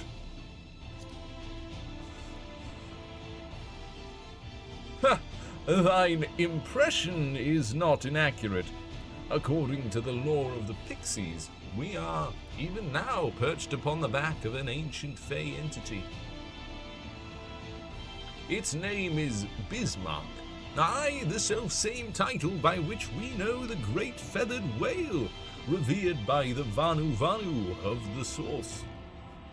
I would enlist its aid to bear us under the deep, and thence banish the water with an airy sphere, alike in form to the domes which do shelter the hamlets neath the ruby sea. Within its compass we may move unencumbered, and defend ourselves when the hour of battle cometh, as it most surely shall. Now, I must needs ask for silence, whilst I make my supplication. Go right ahead.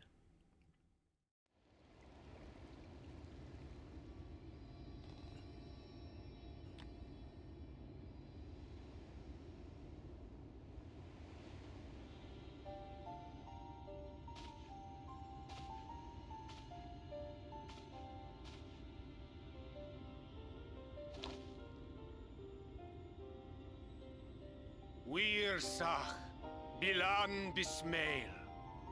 O great and serene Bismarck.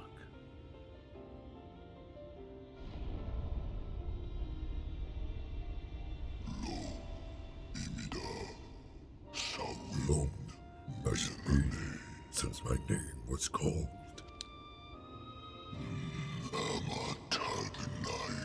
Why do you wake me, little neighbor? Fallen Silor Wislan. To the bottom of the western sea we go. Pray, lend us your back and your breath.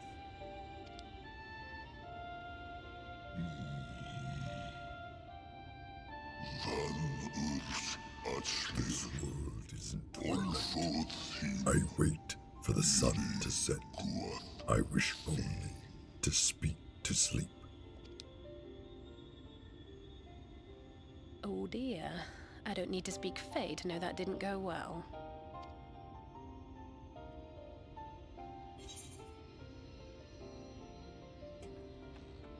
We need Feoul. Hey, Titania. Could you command this guy to help us? She's so happy I called on her. Oh, my snee yak! You've learned to call me at last! And where do you go?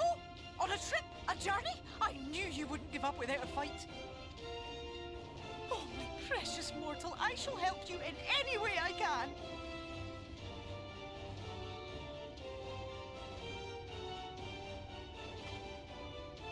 Yes, Bismael when picked. Van Dromi. Sleepy Bismarck, you old pixie. These are my precious, precious saplings. Van Let their wish be the king's command.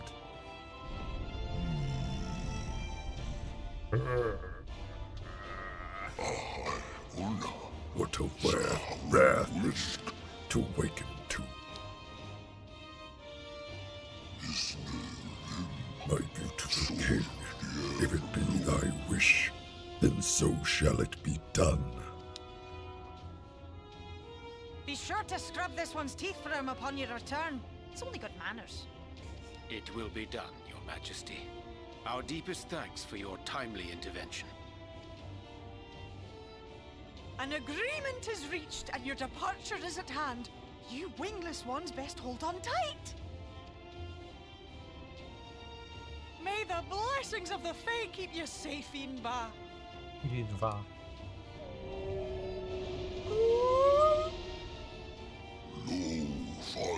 the western sea we go.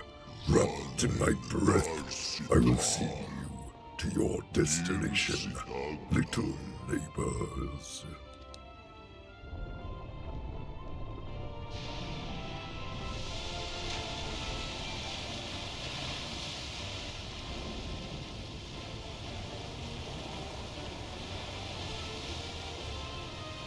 And off we go.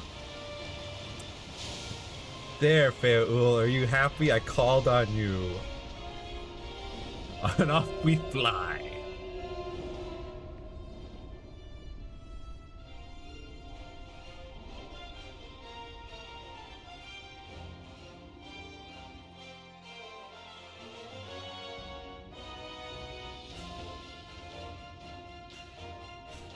Oh boy, will everybody be surprised to see a flying just whale. like that, it's all gone back to the way it was. Yep, all back to the way it was. What was you expecting? 100 years of honey and rainbows? Seeing them Yulmore types wake up and smell the ashes was miracle enough for me. Ah, but the magic in the air when that ladder started moving. And when that great hulking Talos rose up. Gods. I could live 1,000 years and never behold anything so amazing. Well, you're about to behold another amazing thing. What the? You see that? What?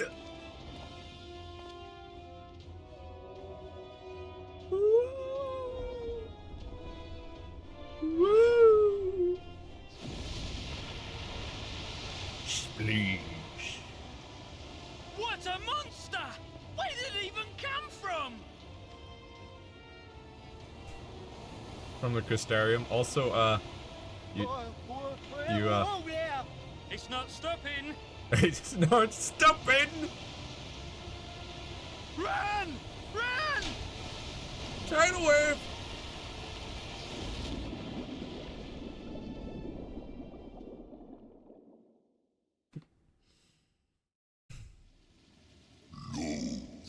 I have fulfilled my duty.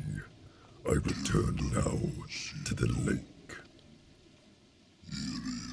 I have not flown in an age. It was pleasant. May your journey be a safe one, little neighbors.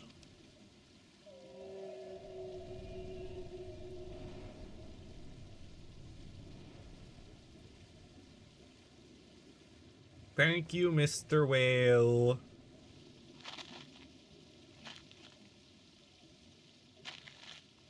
It is very kind of you.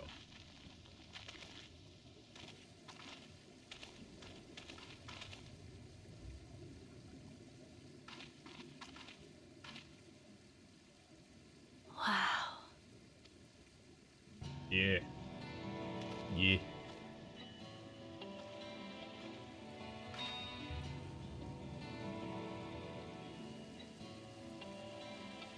The breath of Bismarck.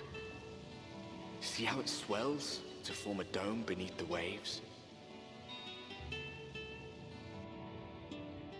The waters recede. The tempest's floor is laid bare. In defiance of the blinding sky, this place holds fast to its gloom. The last refuge of he who denies the light with every fiber of his being. Of course, he would hide in the darkest and deepest of depths. You stand at the precipice, hero. Journey unto the heart of darkness. Finish it.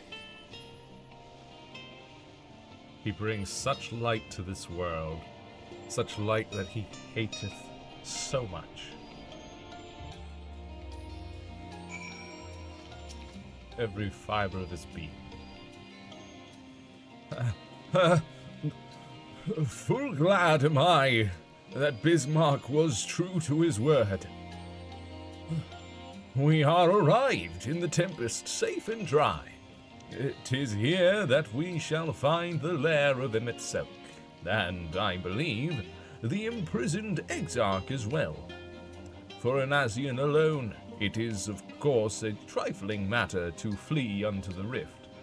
Yet I suspect such travel is nigh impossible with a mortal in one's custody. Nay, he would not soon risk his prize when the Exarch's very body, serveth as the key to the Crystal Tower, and its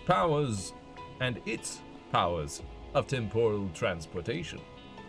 Thus am I but certain that this underwater realm harboureth our friend and enemy both. We have but to find them. What is this? Oysters of the on the half shell.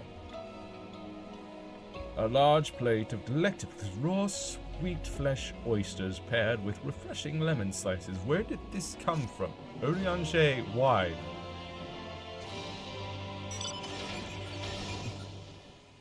Hello, tank. In the event that you leave the area, speak with Inewil at Venmont Yards in Calusia to return to the Tempest.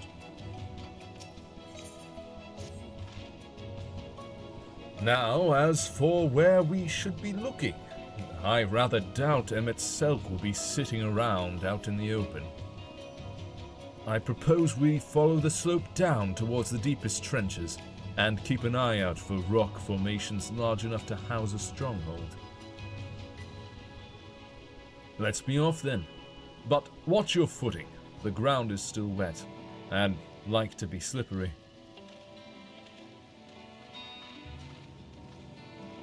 Yeah. I never lose my footing. So, the final area is, of course, under the sea. Oh! Ether current. Mine. Gimme. Hit.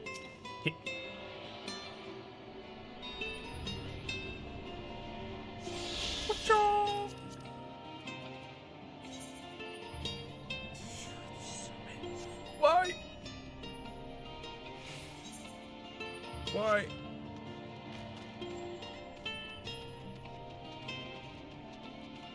How far away? 355 to the southwest.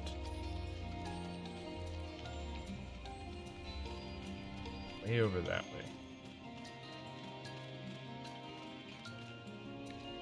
Sadly, this is just so slow. Maybe a little faster than walking, but not faster than sprinting, that's for sure.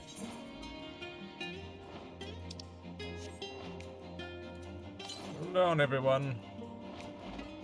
I just want to grab some ether currents while I can. 87 to the west.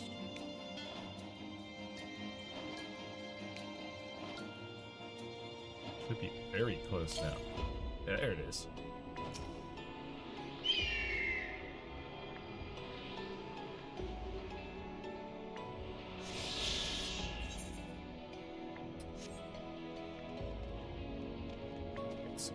map. Where's the next one? 351 to the southeast. Okay. Sprint.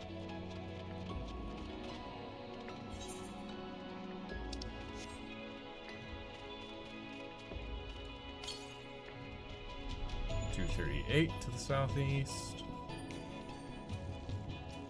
Oh. Oh. Gonna have to go across this crevasse.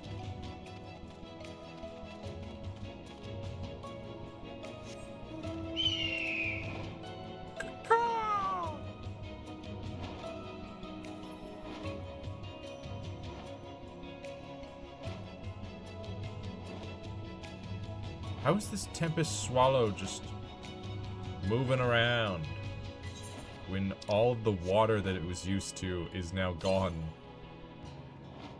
79 to the south. Hold up. It's like real close. 15 to the west. Is it right behind this pillar? No? 44 to the southeast. What? Oh, where is this thing? 43 to the north now? What? What the what?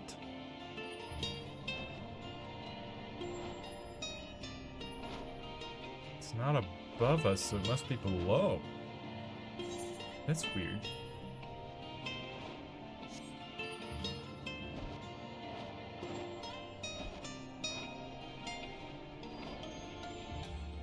How do I reach it?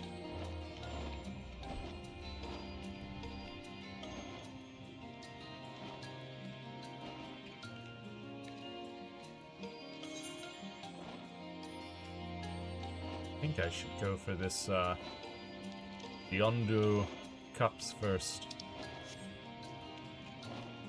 Just so I have a place to teleport back to.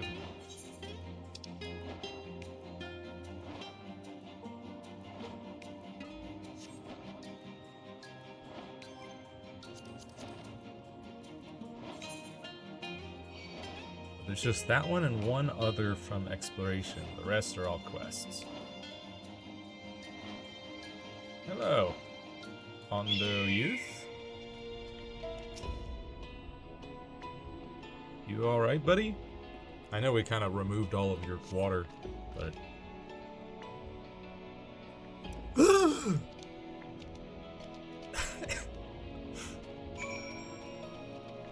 Search for anything unusual. Yeah, I'd say... Maybe this is unusual.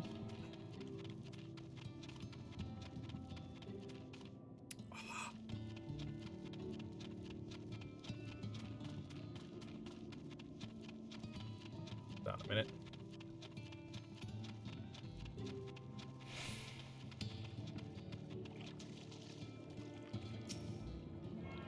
They've got an etherite down here, man.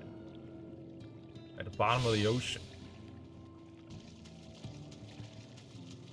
Excuse me. Yes, please repair all of my stuffs. Thank you. Whoops.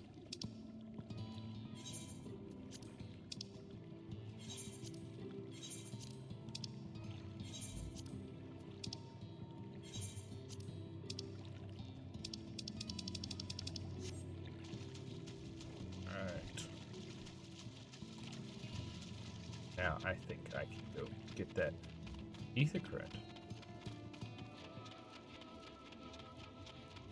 I betcha this tunnel leads straight to it.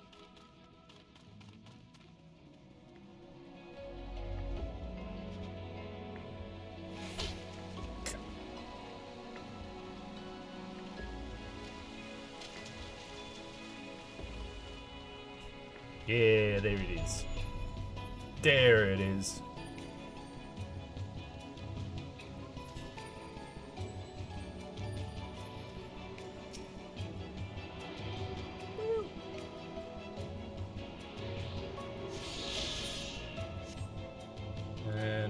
next one? 11:30 to the west. Ooh, it's like way over there. Very well. Back to the Ondo Cups.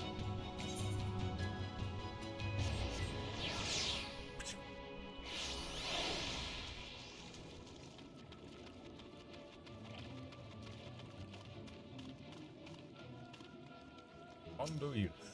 Hello, peoples. The village ones. They followed me. Why have you come? Was it you who took away our water? Yes. Sorry. Ah, so this is where the Ondo make their home. I had wondered. Pray, forgive us any inconvenience we've caused. We were not aware your people lived here in the Tempest. We need this great dome of air that we might conduct a most urgent search, and thus beg you for your understanding. Chieftain, what are we to do?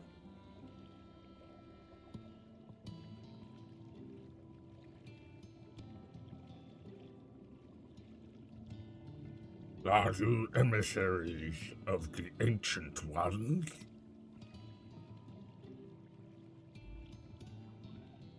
The mysteries have stirred. We have seen the illuminated land shining through the gloom of the abyss. If you are the emissaries, the chosen, I bid you welcome. If you are not, I bid you leave. I am not sure I understand. Would you be willing to elaborate?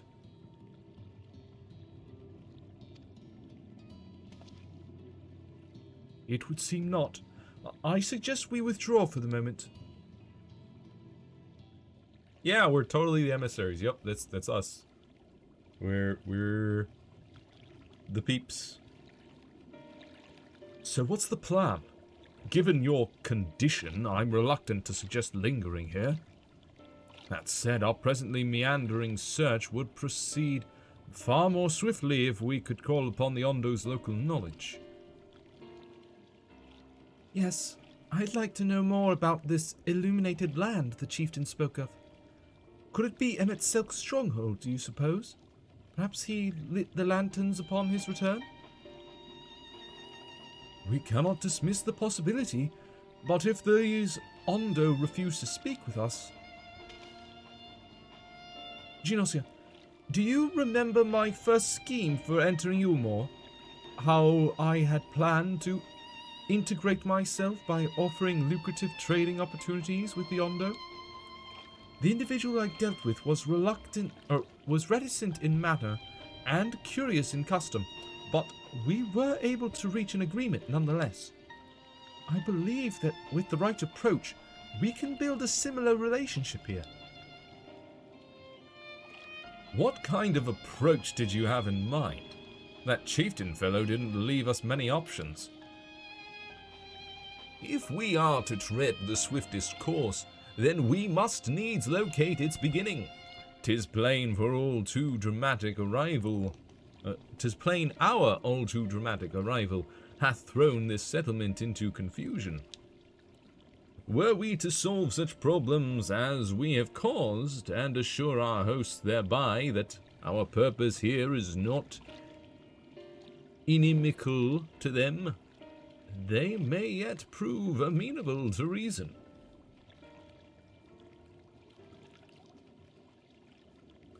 I smell chores, but very well, if it can be done quickly. What do you think? I've nothing better to offer, but I do worry what will happen if the Ondo's tales end up leading us to a dead end.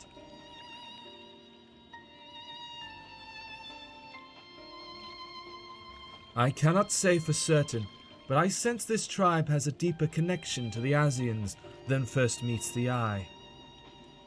It warrants further investigation. Thus I cast my vote in favor of aiding the settlement for the time being.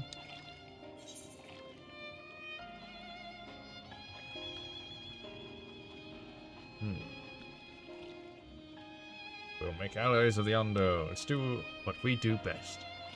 I'll do what I can, I suppose. Let's do what we do best. Helping everybody in every settlement we come across so that they become friends and a part of our wide-reaching band of allies.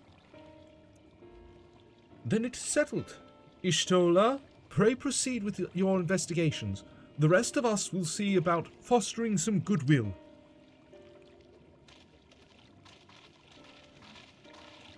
Hey, sorry we deprived your lands of all the water, and now it's filled with air, but hey, is there anything we could help you with? Fishy peoples?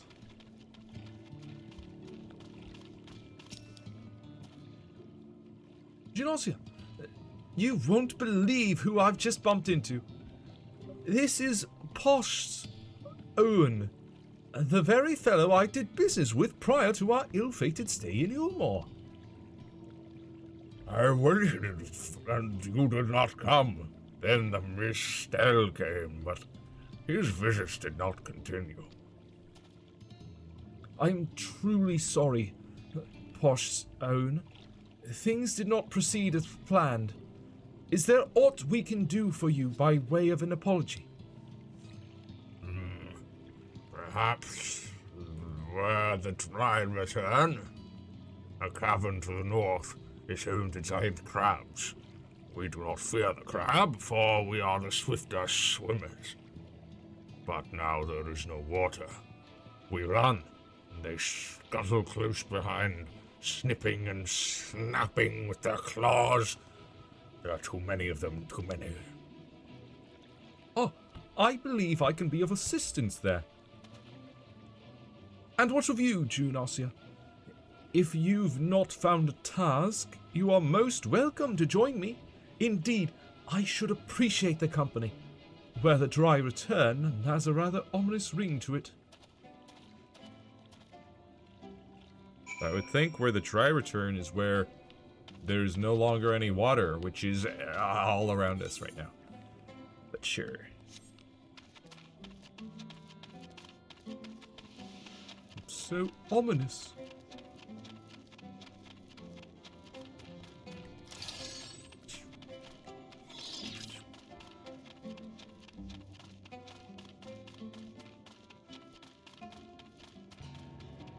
The Northland Slip.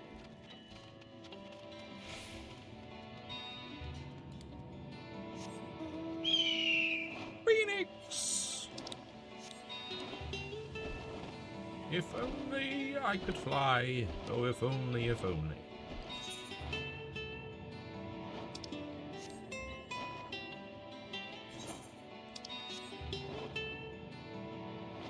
Ah, there's the cave entrance.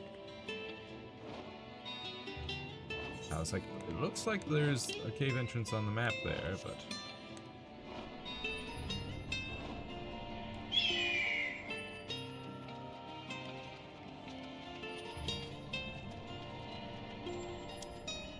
Dude, look at the shine.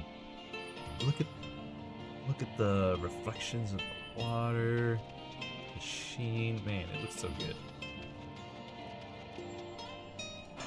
Hello there, blue swimmers.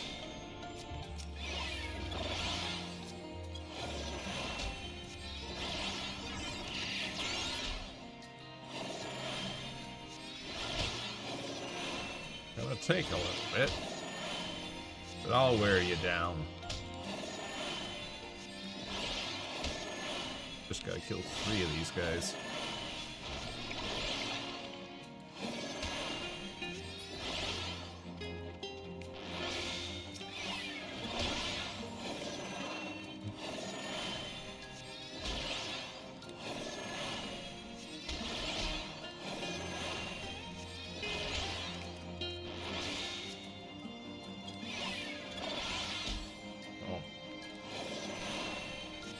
Get you 2 together, and I'll start whittling you down together.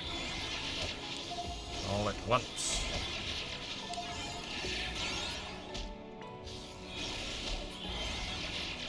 There we go.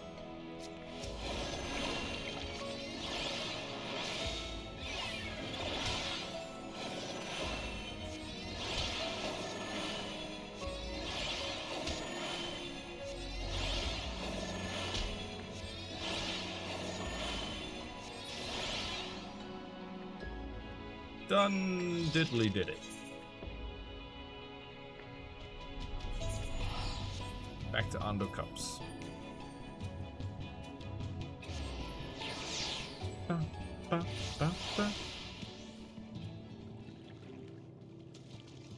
Posh own one.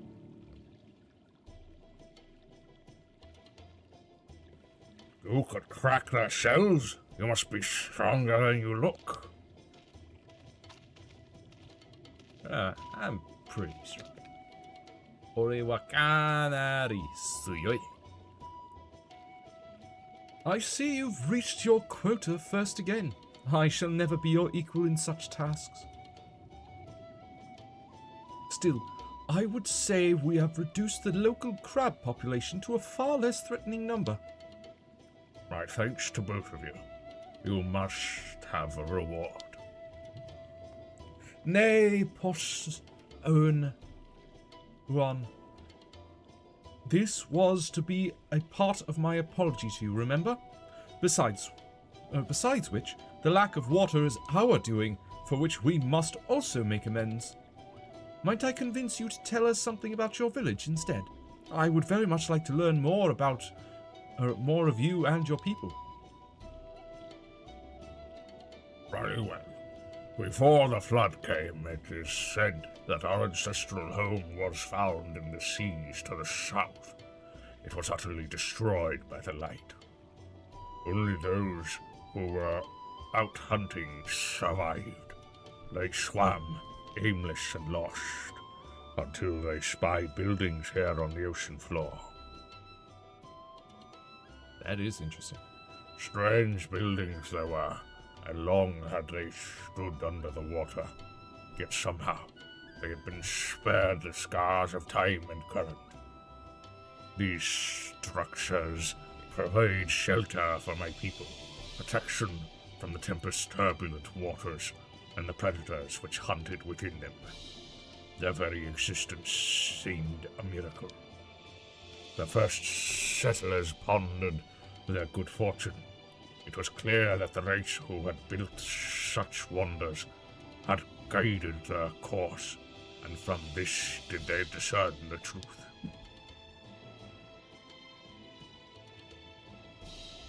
That the ancients had chosen us to serve as caretakers of their eternal sanctuary until such time as they return. Thus, if it is judged that your coming and this great vanishing of water was by the ancients' design, you will find warm welcome here. A truly astonishing history. Yet I cannot help but wonder, how will the significance, or otherwise, of our arrival be decided? The ancients have blessed us with protection and prosperity. If your presence serves to bring us the same, there will be no doubt in the matter. Then it would seem our earlier decision was the correct one. We thank you for the lesson, Posh Un, and will continue to do all we can to assist your people. Should you desire our help with any other trouble, pray do not hesitate to ask. We shall return to the task at hand. Only do try not to overexert yourself, my friend. The risk far outweighs the gain. Don't worry about me. I'm tough. I can handle it. I can handle everything. Oh. An ether current quest. Surely. Narush Cole. Yes, yes, yes. Hail, village one, and welcome to the cups. Long have I wanted to converse with one of your kind. I am called Narush Cole. How may I address you? Junasya Visan. Junasya Visan. Curious, before we speak at length, there is something I would show to you. Let us leave behind the cups and head to west. Come. Yes, yes, yes. But also, Y'shtola. Y'shtola. Oh, Genosia, have you learned aught of note? Fascinating, and precisely the sort of information I was hoping to hear. In fact, if you have a moment, I'd like to borrow your eyes to confirm a theory I've been working on. Come.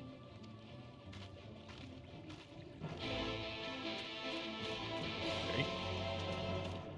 Also, I guess I will speak to this gemstone trader just to unlock their shop and get their marker off my map. Trade goods, yep.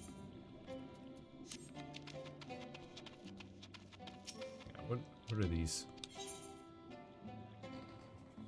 Prospectuses, Amorat wall lamp, and Tempest riding map.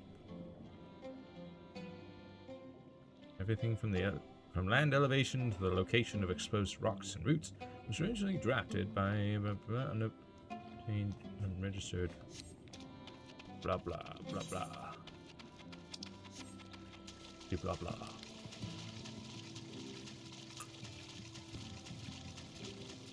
Alrighty then.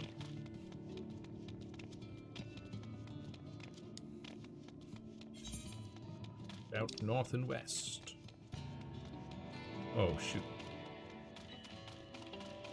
Well, one of these quests is under this ground and the other is not. Guess we'll go speak to Y'shtola first.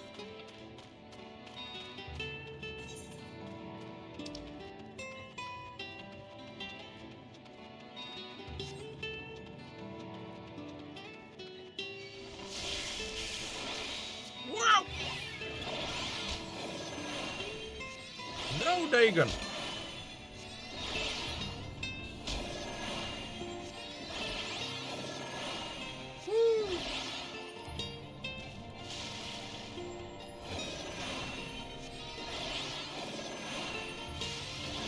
Interesting.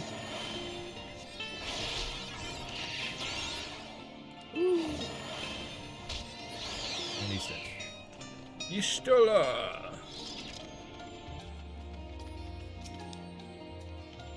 Now, there are 2 tasks I would have you perform. The first requires you to inspect the buildings which surround the Ondo settlement and note their most distinctive characteristics. For the second, I wish you to use this knife to take scrapings from one of the remnant walls.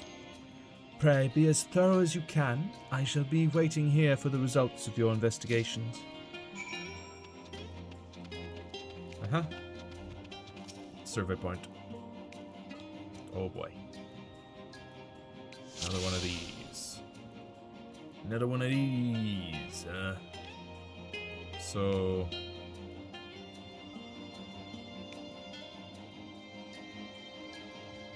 Hello.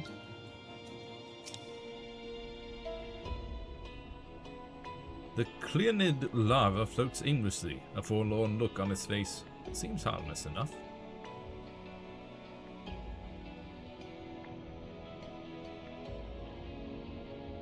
What of this structure, though? Distinctive window. The tall, slender towers feature many elaborate windows, the likes of which you have seen nowhere else. How are the windows still intact?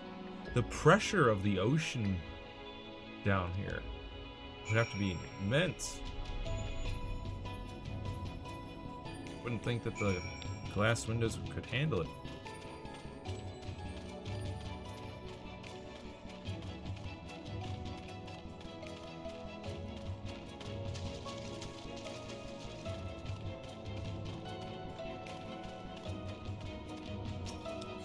Remnant. Well, mithril knife. You set the point of the knife against the wall, but even after applying considerable pressure, you cannot remove so much as a flake of stone. Interesting finds, Y'shtola. Interesting finds.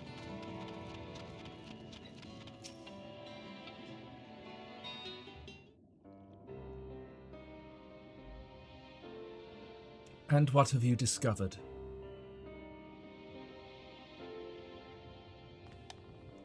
Yes, I would agree that the windows are most distinctive. 'Twould seem the structures appear the same to both your sight and mine. And you say you could not so much as scratch the wall, even with all your might behind the blade?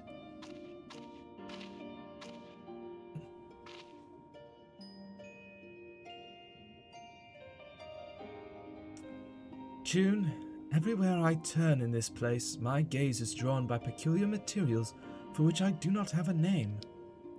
The buildings I had you investigate are prime examples. They may appear to be constructed of ordinary stone, but I assure you it is nothing of the sort. If pressed, I would describe the substance as a composite of several mineral properties, blended to create a material of unparalleled durability.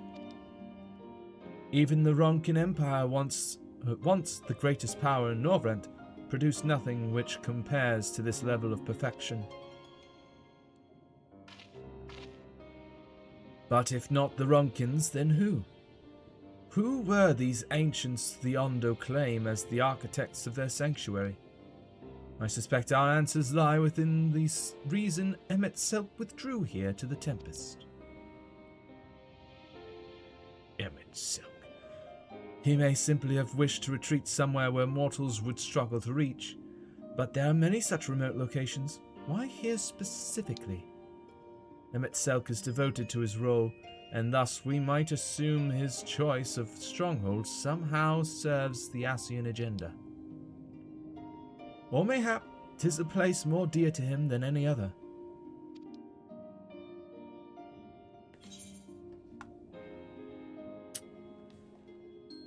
Are you saying this was built by ancient Ascians? Could this place provide power to Emmett Selk?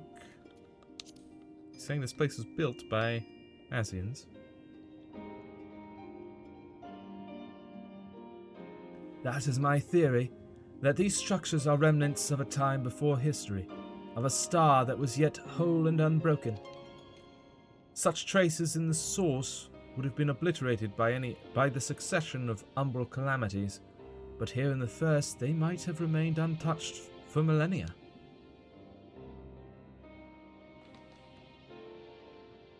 A copy of the mural in the Kitana Ravel. Almet presented it to me during my visit to Fanau, after our victory in Kalusia.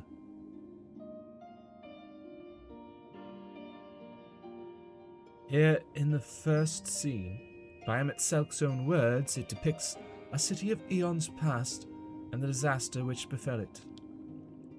The design is much simplified, of course, but do you see the similarities between its towers and those you have just inspected?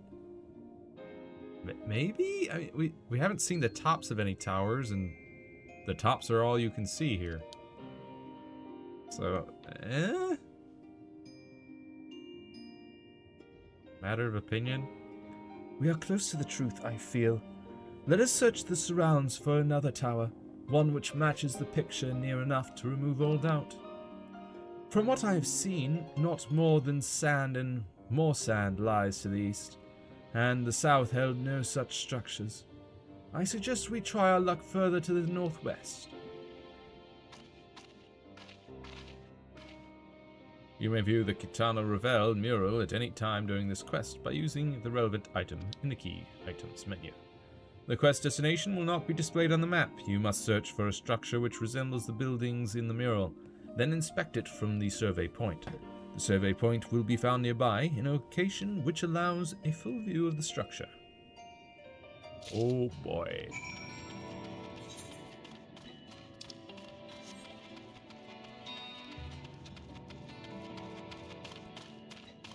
Ah.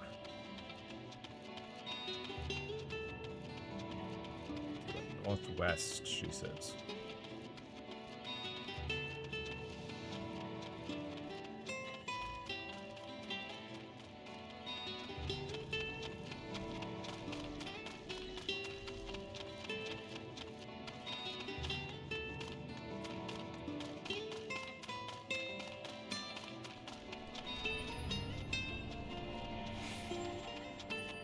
Not seeing any structures up this way so far.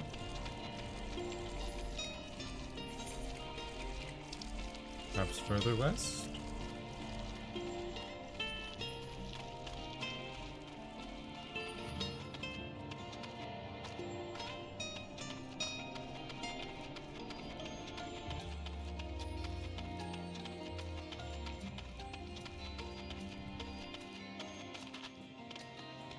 Oh.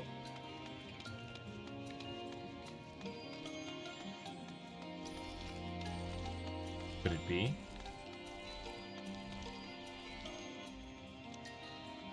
Where might I get full view? Because I'm certain this is the place. Aha!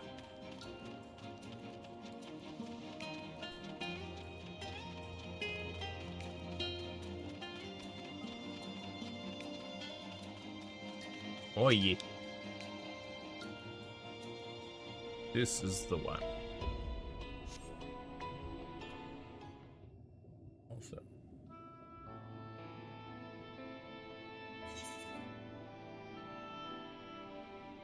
City of the Ancients. Means there's only 5 quests after this, and only one of which is level 79, so hopefully we'll be reaching level 80 very soon. Aye, this is the mural writ large.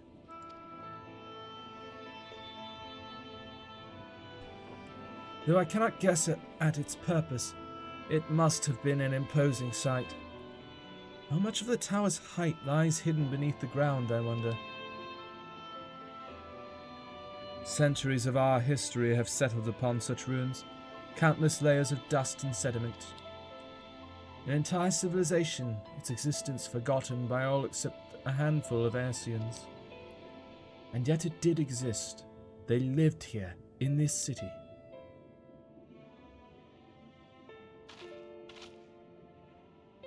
But let us focus on what we've learned thus far.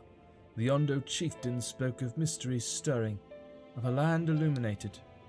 Judging by his words, he believes this phenomenon related to the ancients' return. Thus can we surmise that what the Ondo saw shining in the abyss was, in all likelihood, yet another remnant of this age-old civilization.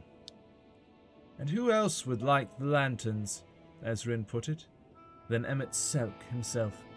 'Tis almost certain he is there.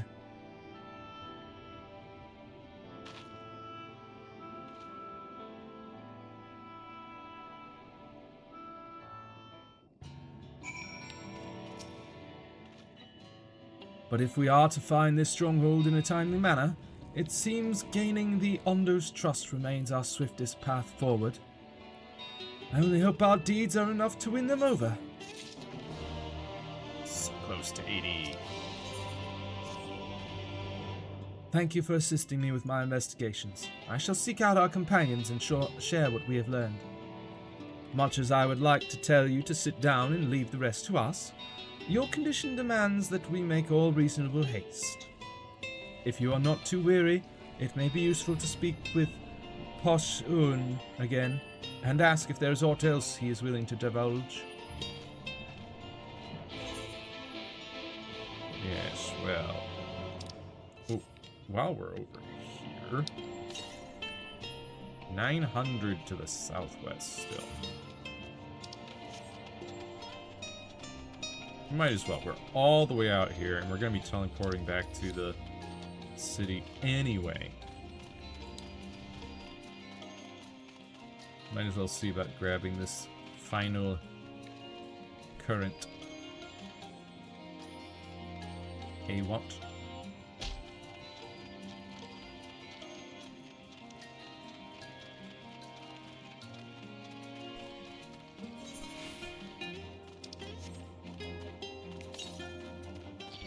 .697 to the west, just straight west from here.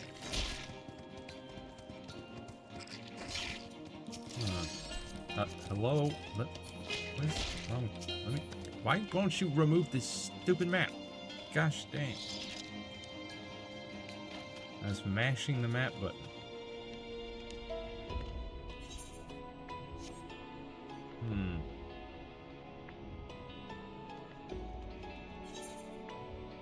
Something tells me I'd have to go this way in order to get there.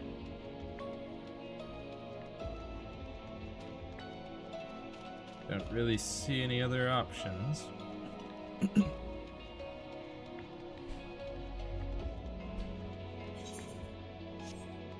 Unless...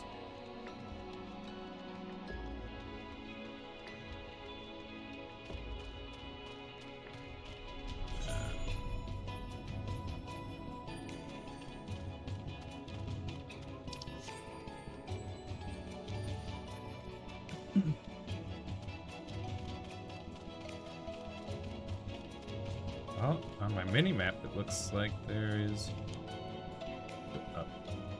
a path of some kind.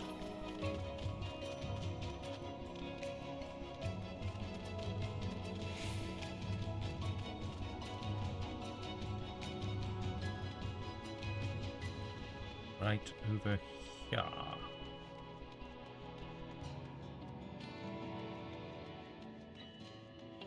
Except not really. It must be down in the depths. I'm sure. It will not let me drop. Very well. Back to the cups. We'll deal with the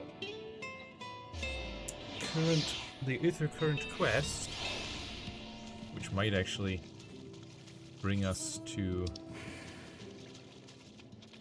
level 80. You know, might be enough to push us over that edge. Then we, of course, also have to continue the main quest.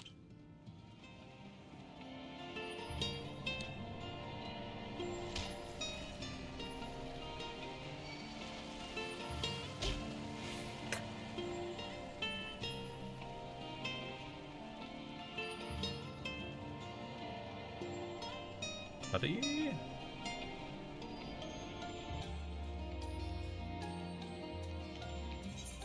Wait a minute, now it says he's above me.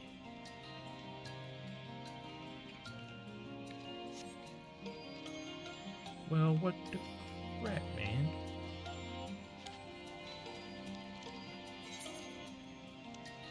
You lied to me? I swear it was saying below before, now it's saying, like when I was out on the surface out here. It's weird.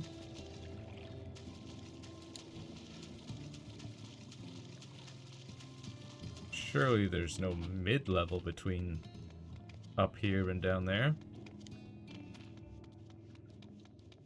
And currently it's saying below, but maybe that's just because I was up on this hill?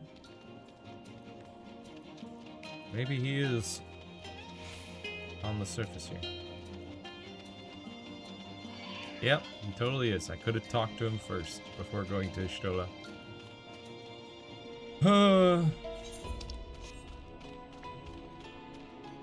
Rush Skull.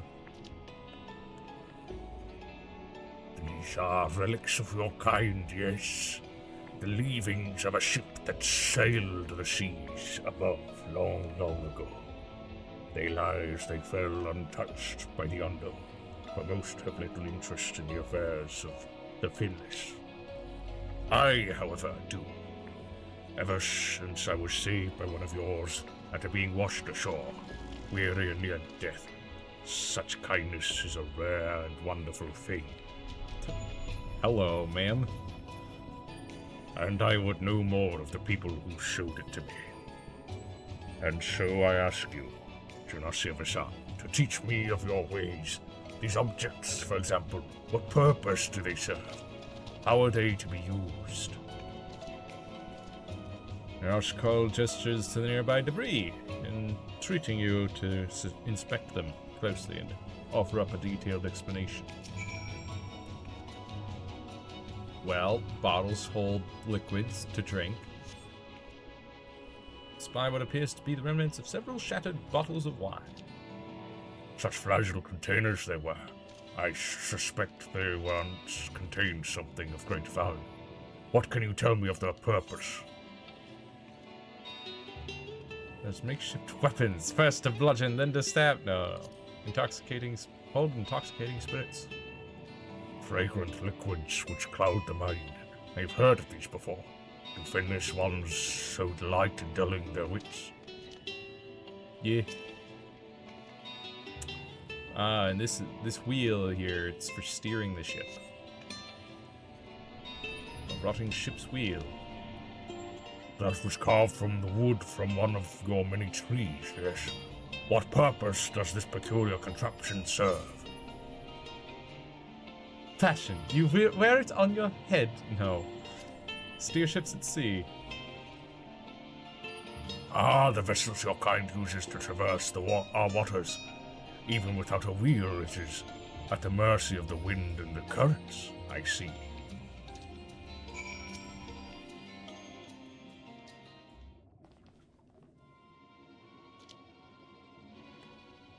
Thank you, Janasa Vasan. In our short time together, you have already taught me so much. I pity that none of these pearls of wisdom will serve my needs.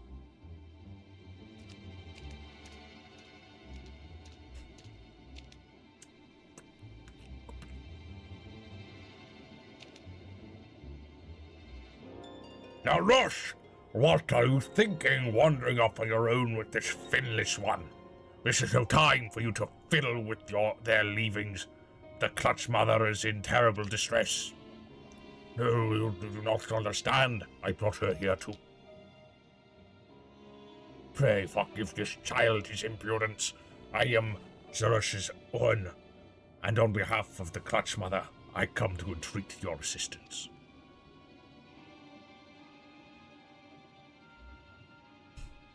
It seems you do not realize that in driving back the waters of the Tempest, you have placed our beloved Clutch Mother, leader of the Ondo, in mortal peril. She's pregnant. Here in the depths she will give birth to many, many eggs. We male Ondo will then take them into our care and raise them as our own. But absent the flowing waters, we know not if she will be able to deliver them safely. If not, the future of our people will be in jeopardy. The flood of light claimed many Ondo lives, though we have rebuilt our numbers somewhat. In the decades since, it would be devastating to lose an entire generation, or worse, the Clutch Mother herself. She wishes to speak with you directly, that we might together find a solution to this dilemma. Will you return with me to the cups? Nodders. Yarosh, come. I will not let you trouble our guest or the Clutch Mother further.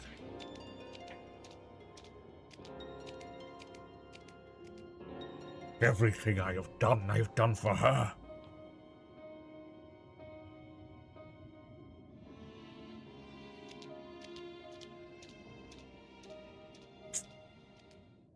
Well, stuff sure is happening. Boy, would I like to get that ether current, though.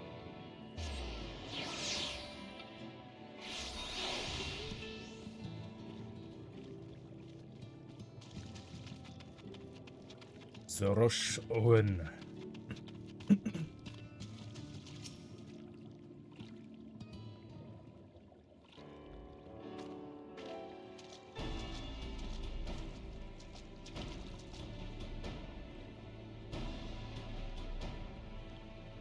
Beyond this gate resides the Clutch Mother.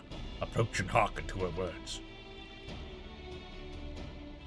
Okay.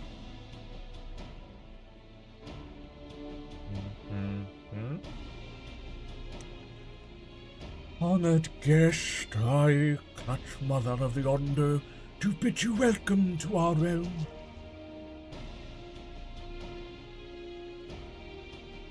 You will forgive me for receiving you in this fashion, For the safety and well-being of my children unborn, I must remain within, away from the dangers without.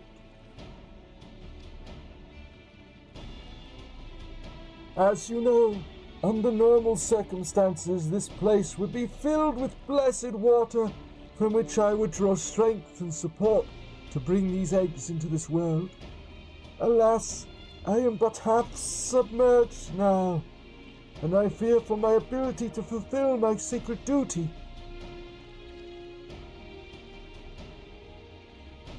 I am given to understand you and yours are the ones responsible for drawing back the waters of our realm. With good reason, I am sure.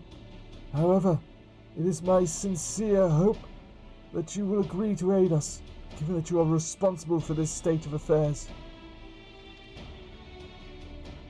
Fear not, I desire no direct assistance. Rather, I would beg a boon of your people's knowledge of childbirth, and how the finless ones ease the burdens of their struggling mothers. Zorosh-on will be my... Zorosh-on will be my agent in this matter.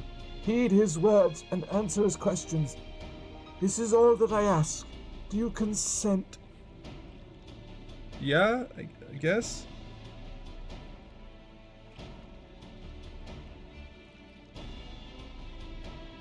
I thank you, honored guest. Go well.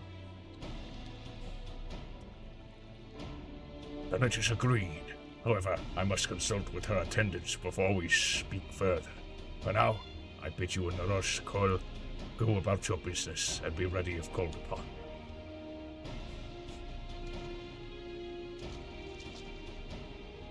Right to Nossi officer.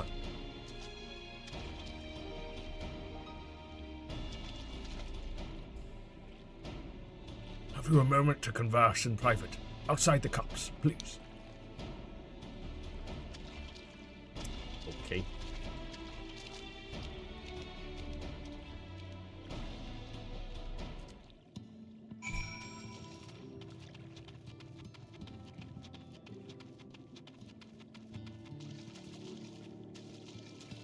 Boss one.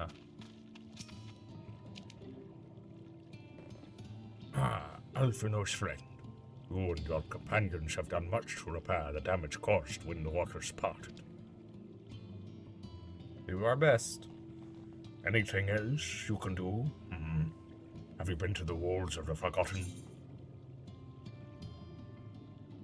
I think I've just come from them. The remnants to the northwest, yes?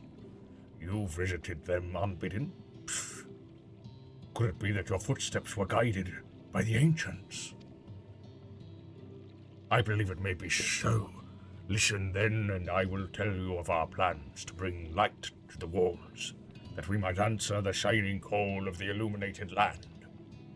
We have requested a finless craftsman to shape for us a sacred lamp.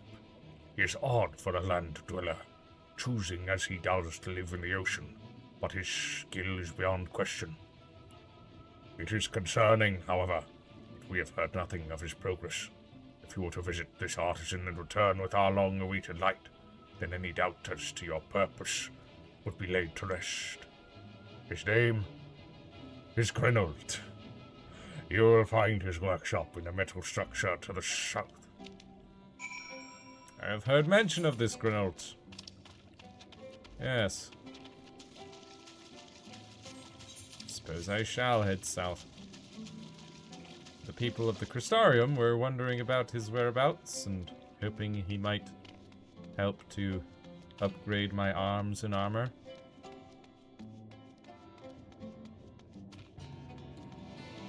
But apparently he's been living in the ocean. Specifically at the bottom of the ocean. What a madman.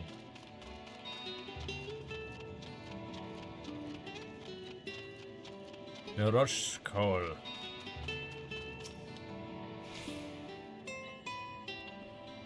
Tis a rare thing indeed to be granted an audience with the Clutch Mother. I hope this serves to help you understand how important these eggs are to us.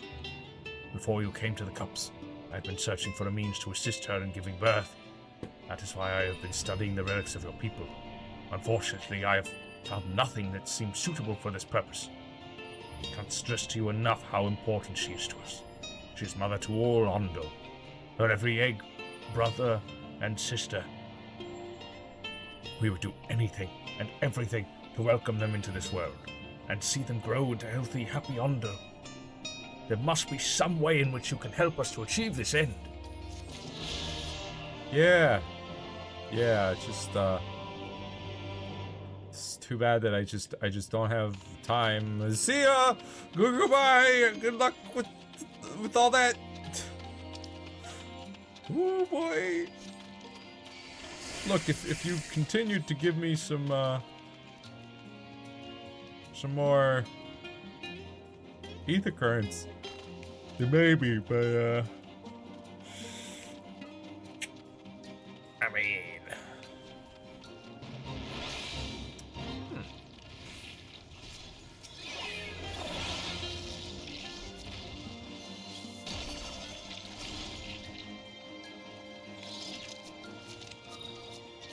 come on, no, those enemies right there. Gosh dang.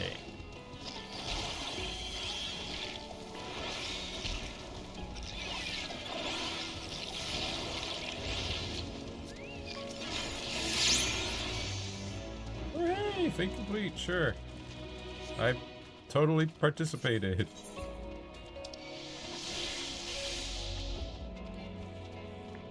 Leave me alone, Dagon. I simply wish to head south.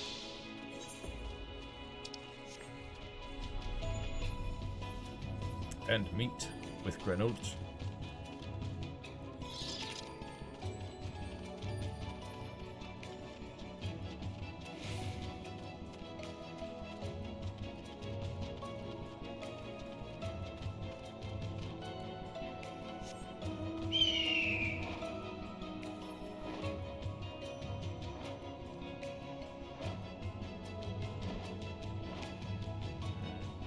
Maybe it would be better to ride Boreas. Don't think it's any faster, but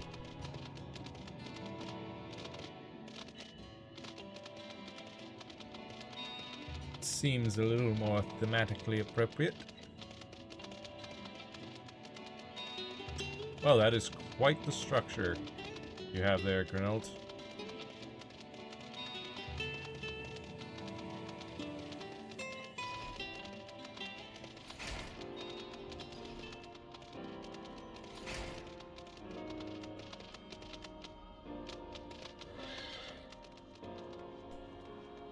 Excuse me. Oh, that's just great, that is. Me mind's playing tricks on me now. Look, Grenold, someone's come to visit ye at the bottom of the bleeding ocean. Or might be as you're a ghost, eh? Go on, foul shade, feast yourself on me rotten soul. I've got no use for it. A craftsman what can't craft is more pointless than a sea slug with a dumbin hammer. And that's an insult to bloody sea slugs. Grenold appears to be suffering from a crushing bout of self-doubt. Maybe you can help psych him up. Whoops. Worthless, that's what I am. Whoops. Whoops. Not H's. There we go. Command does not exist. Then what do you want me? What do you want from me? Huh?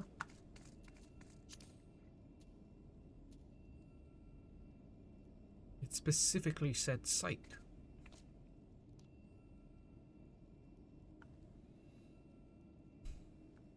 What could they want from me? Yeah, it's right there. Lowercase p, sure. You wondering...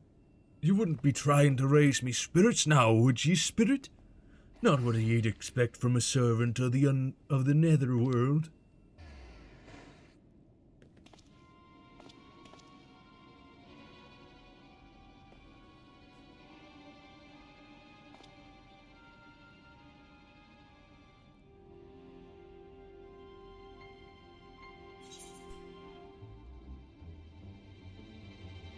Has it really come to this?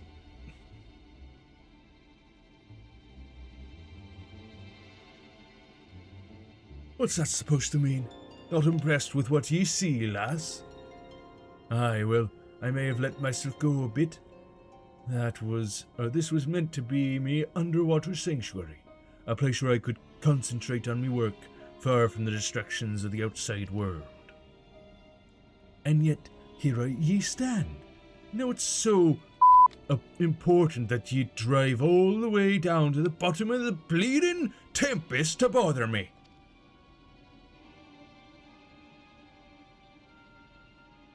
Ah, the Undo's lamp. God's curse me, empty head! I've not so much as made a start! Okay. You brought a tree down here? I'm worth less than a sea slug. Nay, the slime left by a sea slug. Me delivery dates long past, me workbench is untouched, and I call myself a bleeding artisan. Ye've heard their beliefs, have ye? Bringing light to them ruins will be an act of deep religious and cultural significance. And it was my privilege as a craftsman to be tasked with providing a ritual instrument worthy of the occasion. But I just can't bloody well. Yeah, my mind's a bleeding blank. It's like I've away me last drop of... Tell me you've got summit to show me. Summit as'll give me a muse. A right good kick up the...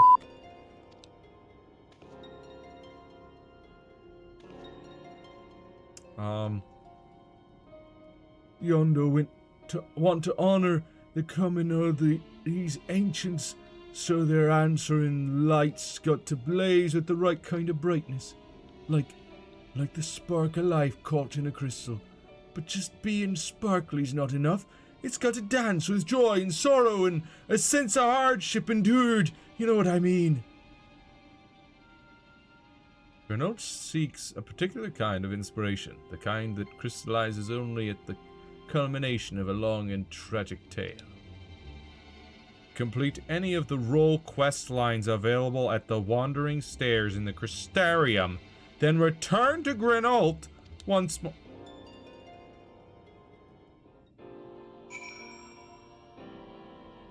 You son of a...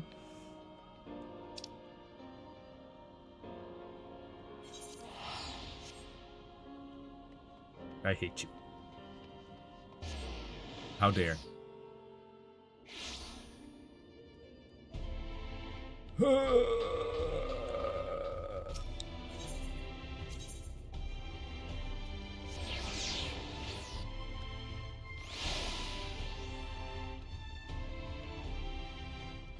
Now I'm really not so sure that we're gonna finish. Yeah, the Light of Inspiration. Still 1, 2, 3. So 4 more quests after this. And we gotta do all these healer quests. Predictably, God is drinking. It's already been 4 hours, 20 minutes. There you are. I need less mead. Yeah, you heard me. Less? But more ale, much more. Wait. You ain't the waitress. Oh, I know you want to say something, but you won't. You think that'll just encourage me. Well, maybe that's what I want you to think. Or maybe... You know that's what I want you to think. All this time I thought I was annoying you, but actually... No, it can't be. All this rubbish about lost civilizations must be getting to me. I've read a dozen histories, and I still know nothing about the magic of limits. That guy's got pretty cool look. Look at that. That looks sick. It's where she would have gone if she wanted to see her sister, and it's in Tomra. So what do you say? Come and visit my home? I'll be waiting for you when you get there. Yeah, I done been there before.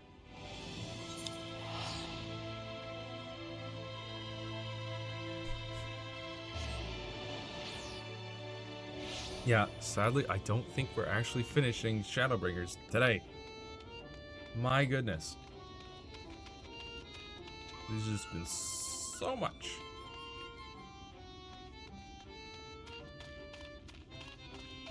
Yup. I may have forgotten to tell Genosia how to get here. That's unfortunate, come to think of it. I'm sure she can get here. The tunnel's only for dwarves and... Genosia! Where did you come from? So it was you folks that got the ladder moving. Huh. I can't believe you managed that. And didn't even tell me. Just when you think you know a person. Yes, that's a joke. Anyhow, the place I want to show you is just over there. Follow me.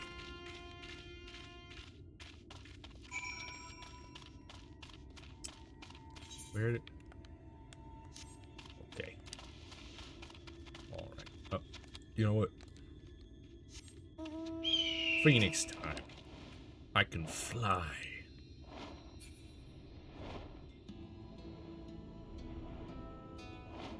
Where did she... Ah, here you are.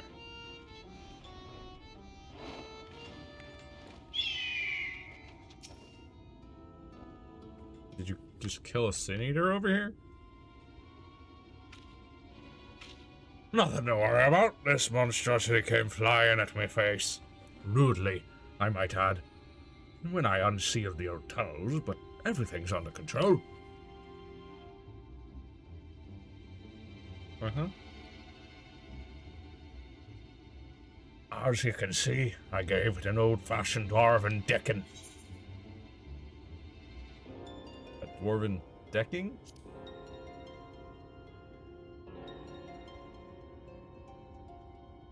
Sorry I ain't at liberty to explain further. It's forbidden to reveal the secrets of the dwarven decking to outsiders. And anyway, I brought you here for something more important than that. Let me explain. We don't use it no more. But before the flood, dwarves lived in this place. Only the sick ones mind. In those days, there was this illness called stone blight. Turned your skin to stone bit by bit. And it was just a matter of time. A few months, or a few years, till you were petrified completely. No one knew where it came from. But they did know that it was contagious. And so they locked them all up. Here, in the Blight Warrens. They needed to keep it from spreading. Because there was no cure, not back then.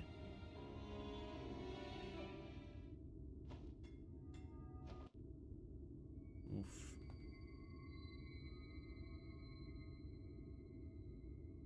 Was her sister one that was afflicted with stone blight? Bet you that's what happened and she went mad trying to heal her. Right, and their group went off to go find something to cure her with. A new healing spell. Lummit! Was it not enough to leave without permission? Or to return unbidden, bringing these strangers into our home? You know full well that entering the Blight Warrens is forbidden. How many of our traditions must you trample before you are satisfied?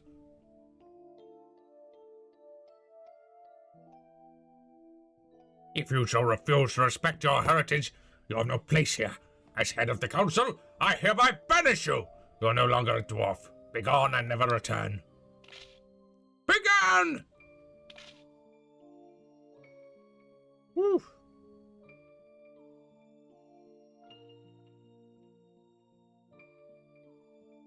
Have you lost your wits? Lemmet just cured your people, her sister and all the others. She left your village to find a way to save them, and she did. She did what no one else would. Your words have no weight here, outsider. This is a dwarven matter. Silence! Silence! I will not be silent. You have no idea what Lemmet has been through. That's enough, Ardbert. Whatever my reasons, I did break our laws, and I did so knowing that this would be the result. I will accept my punishment. I leave my dwarven pride behind today.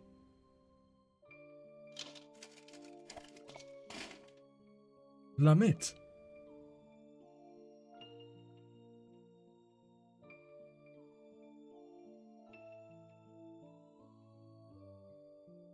If Lemmet is leaving, so am I.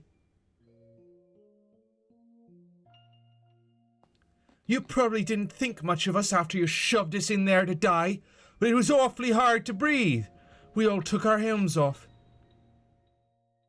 If Lemmet's going to be banished for breaking our traditions, then I should be too.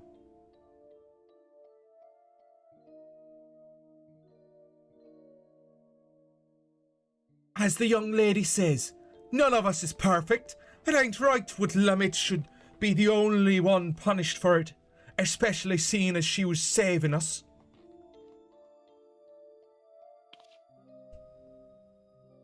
Come on, exiles. We keep our faces plain for all to see, and our heads held high.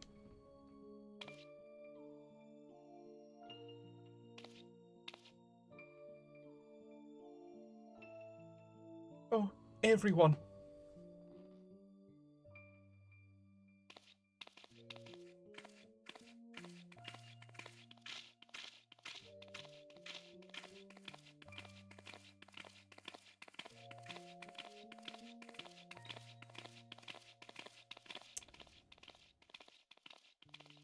I wonder if these are the ones who end up becoming that other group of dwarves that we encountered. Are you sure you're all right with this? We could go back. We could... What? Pummel the elders with your axe? I know you're not that fledgling adventurer who got knocked flat by hobs anymore. You could probably defeat even our strongest warriors, but forget it. We have more important things to worry about.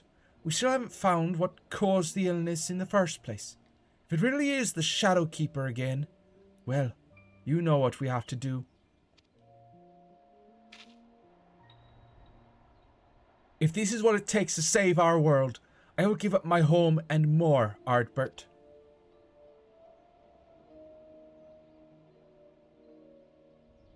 And anyway, it's not all bad. I don't think I really understood before how beautiful it is out here. How nice the wind feels.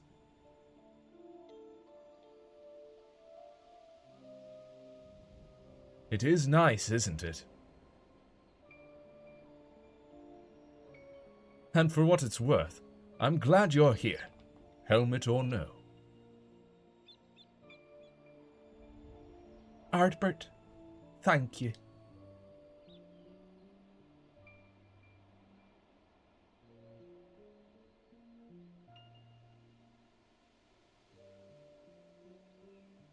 Dun. Nani? Why are you smiling like that? Who are you?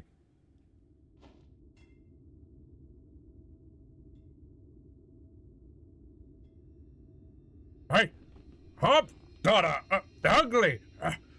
Look, I'm running out of insults here. I'm starting to feel bad. Just wake up already. It's fine. Finally. That was harrowing. About as soon as you started doing your thing, that Sin Eater decided to rise from the dead. Though I suppose that's Mostly my own fault for not dealing it an extra blow or two just in case. Anyhow, what did you see?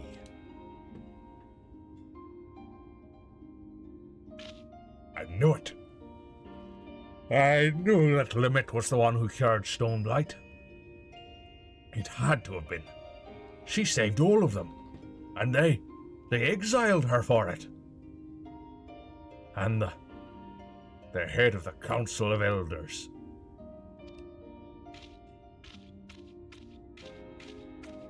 Are you gonna go give him a what for? Little talking to? Little old dwarven decking?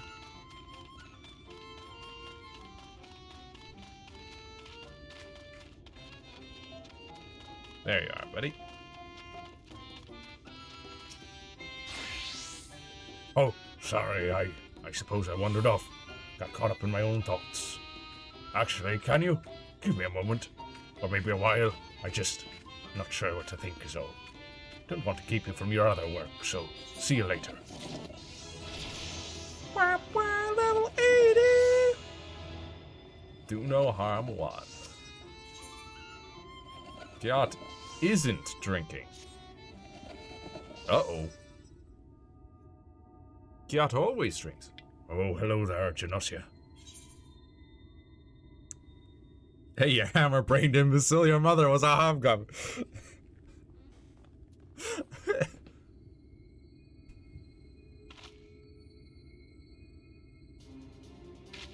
Some of that may be accurate, but my mother most definitely was not a hobgoblin.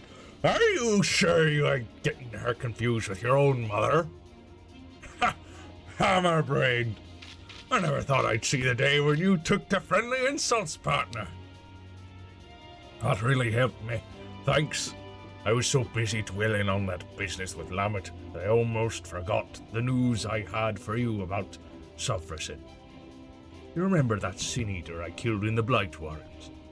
Well, while we were gone, Sofracin showed up to revive it. Seeing that convinced me. I mean, you remember how I was wondering why Sofracin don't revive every Sin Eater we take down, right? Well, we learned from your vision that the dwarves at Limit cured of Stoneblight went into exile of their own volition. As you can see, the village was spared the worst of the flood. The folks that left, well, probably weren't. Which means they became Sin Eaters. Sofracin is healing the same people Limit did.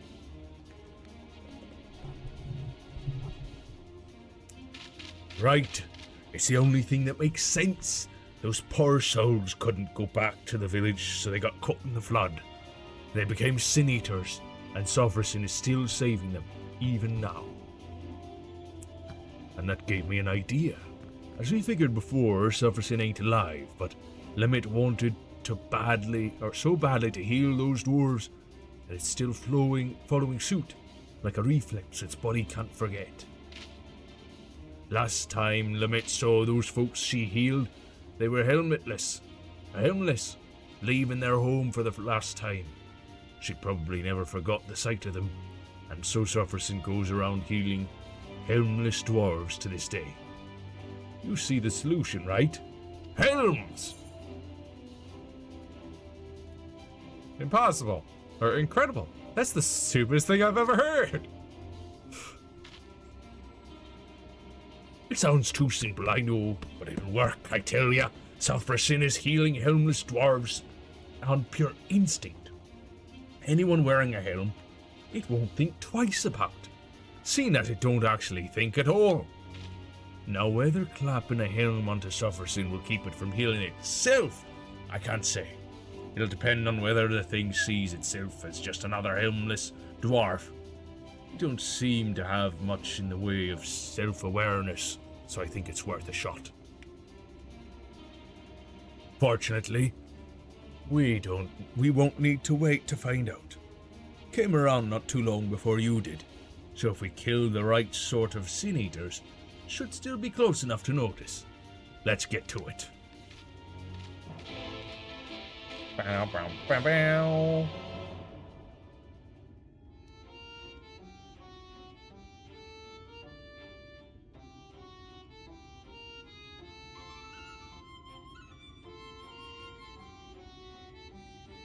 Hang on a moment.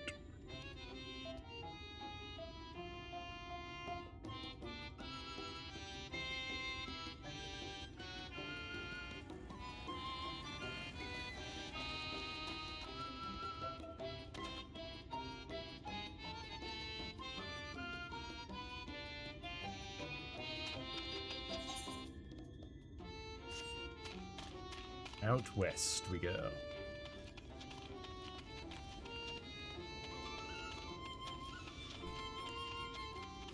At least it shouldn't take too long to finish this healer questline.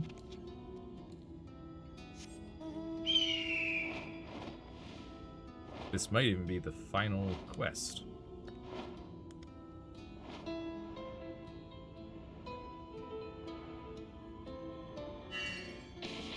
Rah.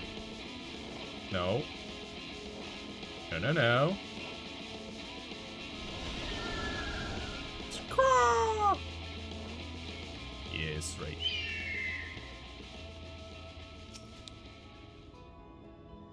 Destination unknown. I sure do sense a hostile presence.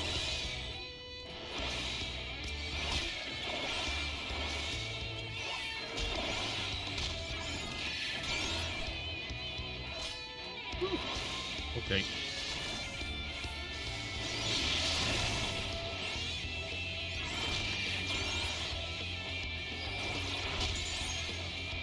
These forgiven shame. For shame, Sin Eaters, for shame. Whoop.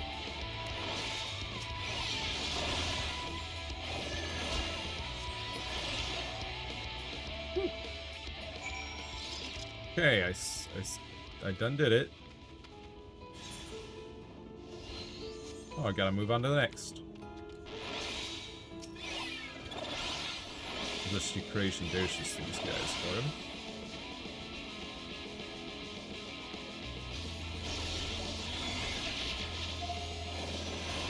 Might as well help out where I can.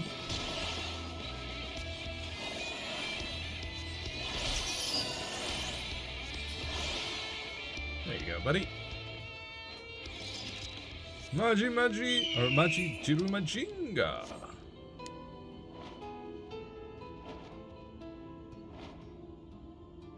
As I soar off into the skies.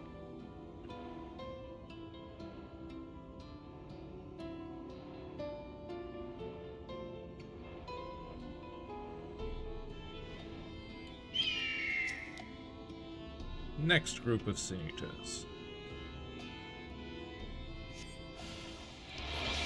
Oh boy.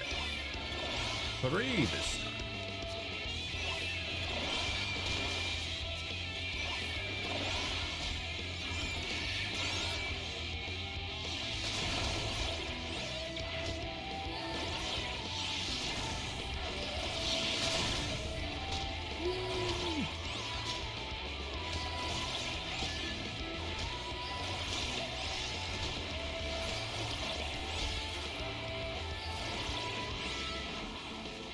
And they're down.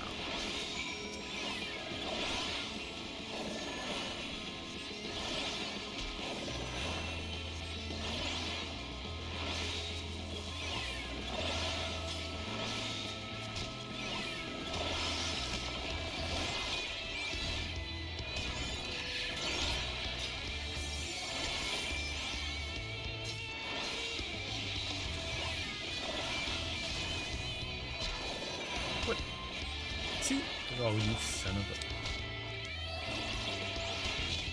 The fact that they're all targeting me, they hit... You! Here's some... Get out of here! You ran away. You don't get to just show back up again.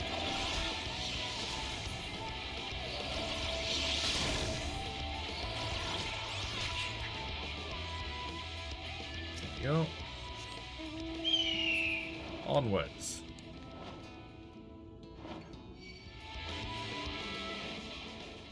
You can't reach me, come on.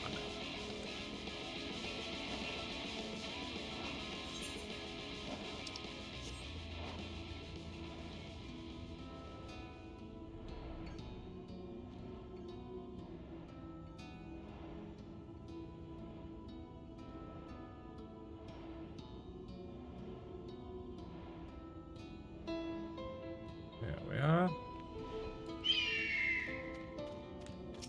Yacht. Right, so we've got our eaters, we've got our helms, and now we wait. Once Sovereign shows up, we'll test out a helm on the bait first. That'll also save us from having to kill it over and over. Yeah, this one's level 80 as well, which is good, because I just reached level 80. This feels familiar. Yeah. So yeah, this should be the final one. Aha! At last! A bit less toppling over on your part this time, if you please. Yeah.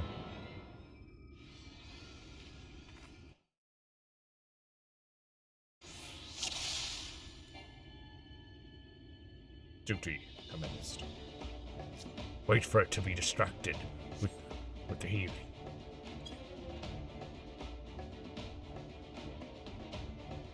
Okay, it should be distracted. What? Why won't you let me move? Oh, charge! As I said, we'll try this on the lesser eater first. We could have put a helmet on it. Give it a bit of pummeling, then you put it to sleep. Now it'll take to napping mid-battle unless it's nearly ready.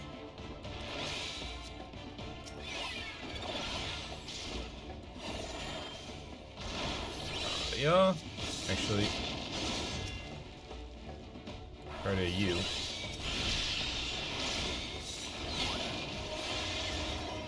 Draw his attention away.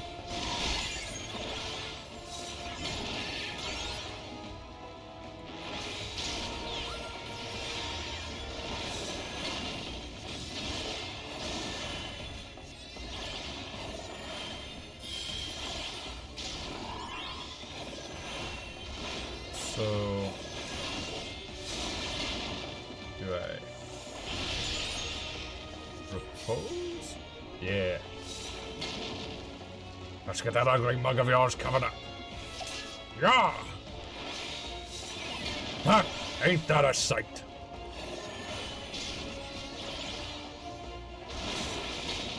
Oh my goodness, could you stop hitting my friend so much? He's so injured.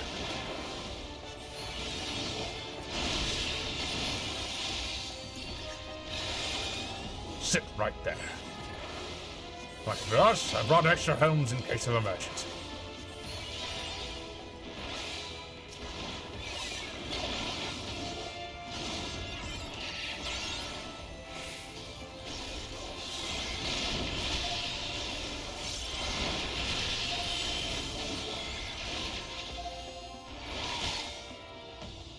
Man, don't come. There you go.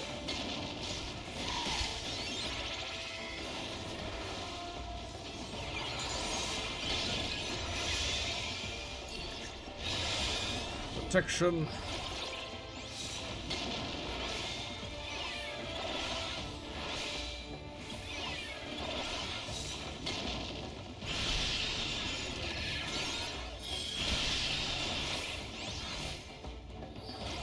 Right, I've gotta propose.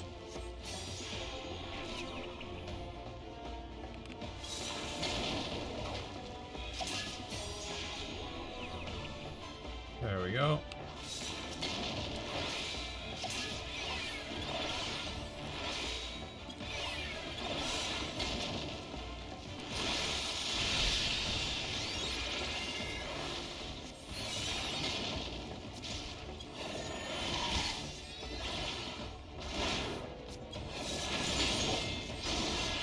There we go. Alright, now we can... Oh, wicked fight, that's annoying. These ones maybe trying to protect it? We have no time to ponder that now. Helms away!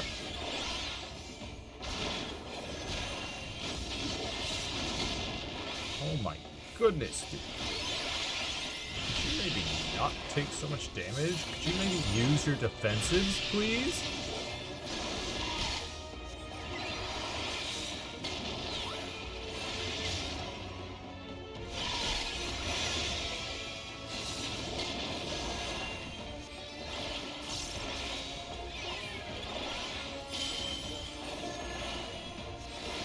Dang it.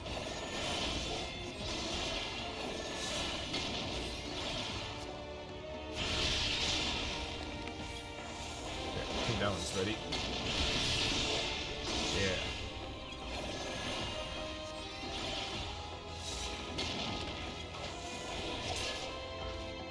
Repose. Nope.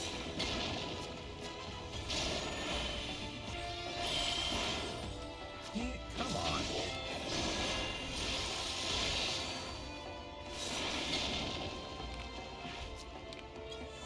Now. There we go.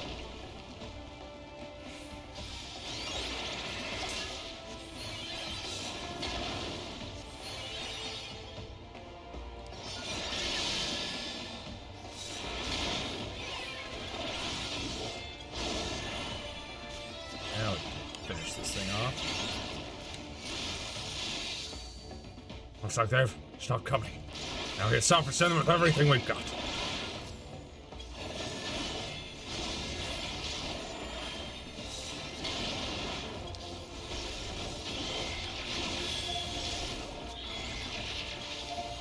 That's really good.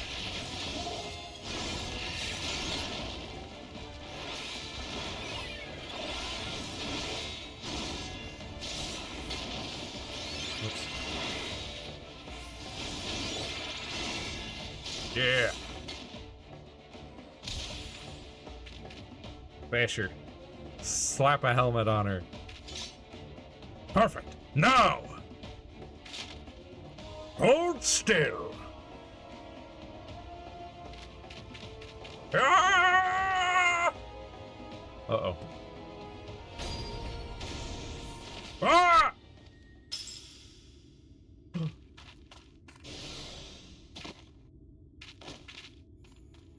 Are we gonna have to use his helmet?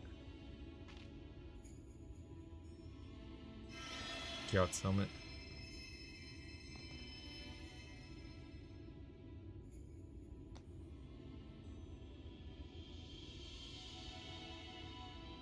Oh, thanks.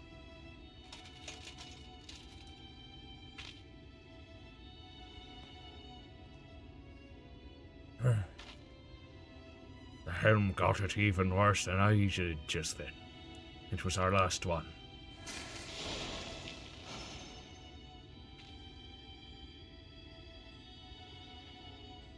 I hate to say it, this ain't going as well as I hoped. We had even one more helm I could try again, but...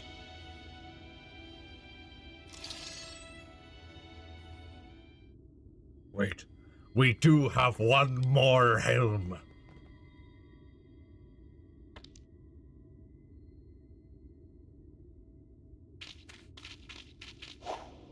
Just chuck a rock at her? Just the one!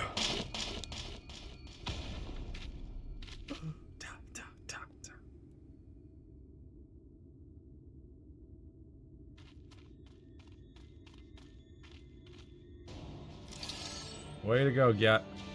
Well, well. Looks like it's time to take this eater down once and for all together.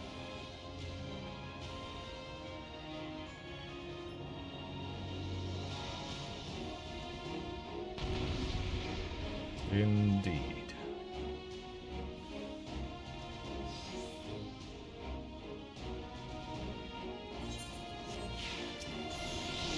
Nope. There you go. Guardians on you.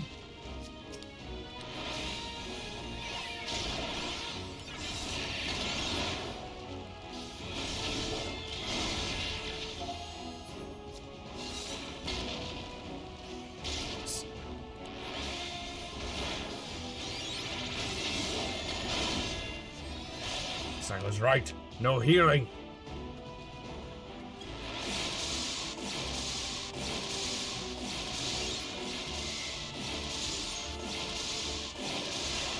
It was a big hero. No surprise that she knows a few dangerous tricks.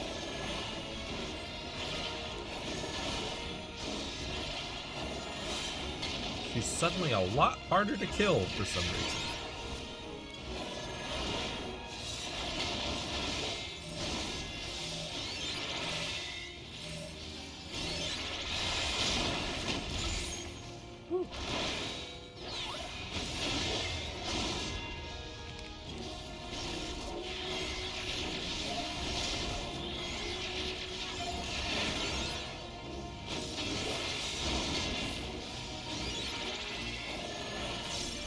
I'm a far better healer than Lamit, though.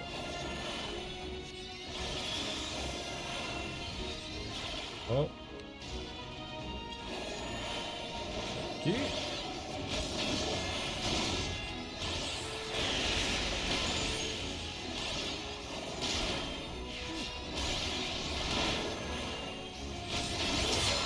Whirlwind of attacks. My goodness.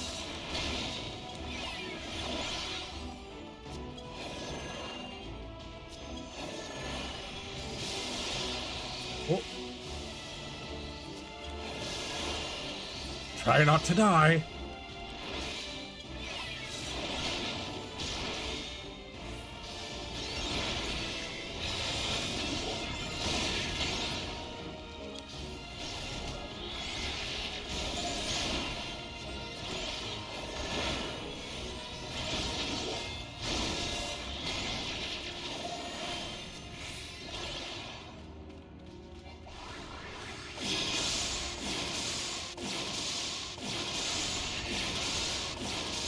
There we go.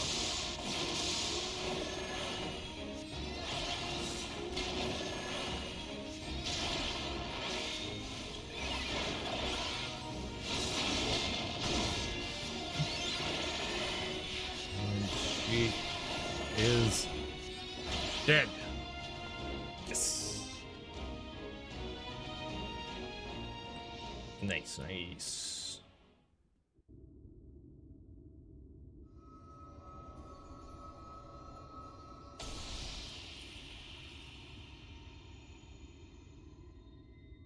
Crystal.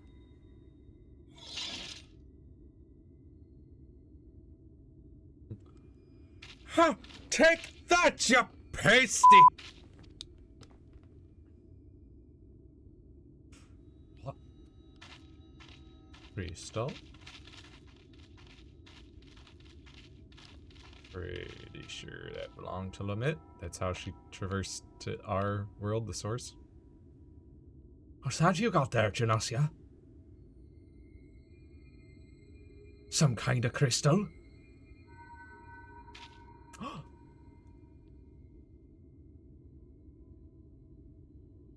Tradition wouldn't have saved her. That's why I left.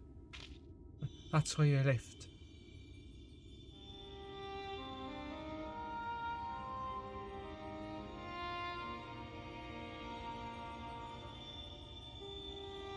I left and I travelled.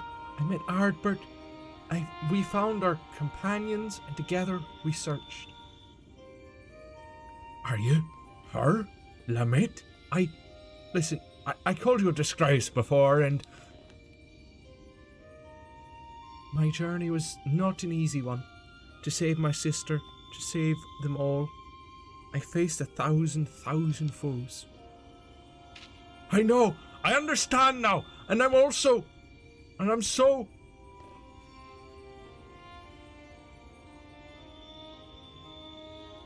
But as I did, I learned how wide this world is, how beautiful, how cruel, and how much I wanted to protect it.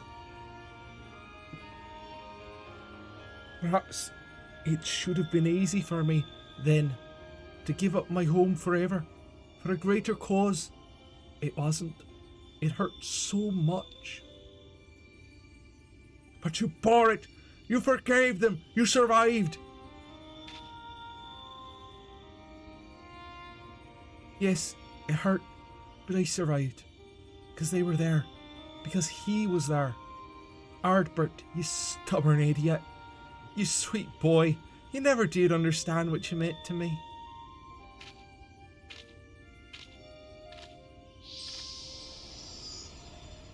Aw.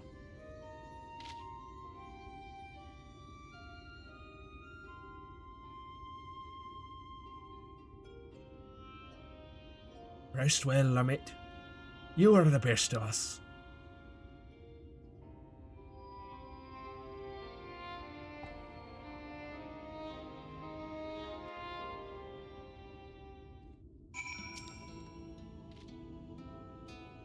I did it. I can hardly believe it.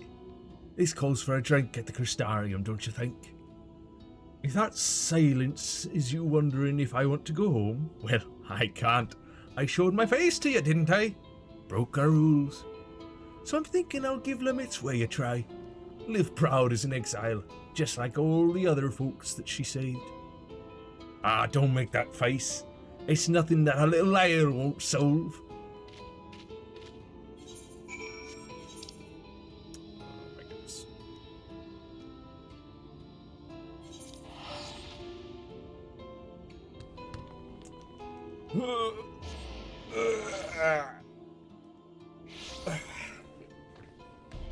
Stretch. Big. Oof.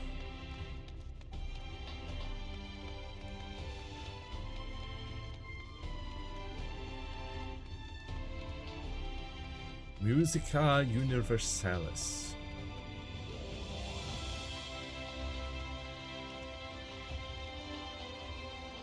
Wow. Wow. Banana. Gyot.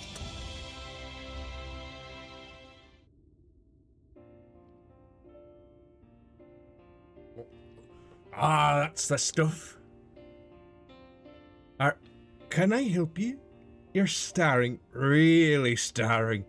Do you know you're doing that?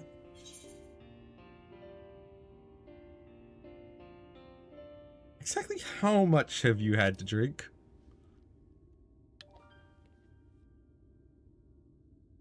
Well, I lost count. So about as much as usual. I may be in exile, but I'm still a dwarf. Don't you forget it. Anyway, there's something I've been wanting to tell you. Firstly, well, you've been following along with my crazy plans this whole time. But I never really said how much I appreciate your help with Sofferson and Lamit. Thank you. And I think you deserve to know something else too. You know the elder who exiled Lamit?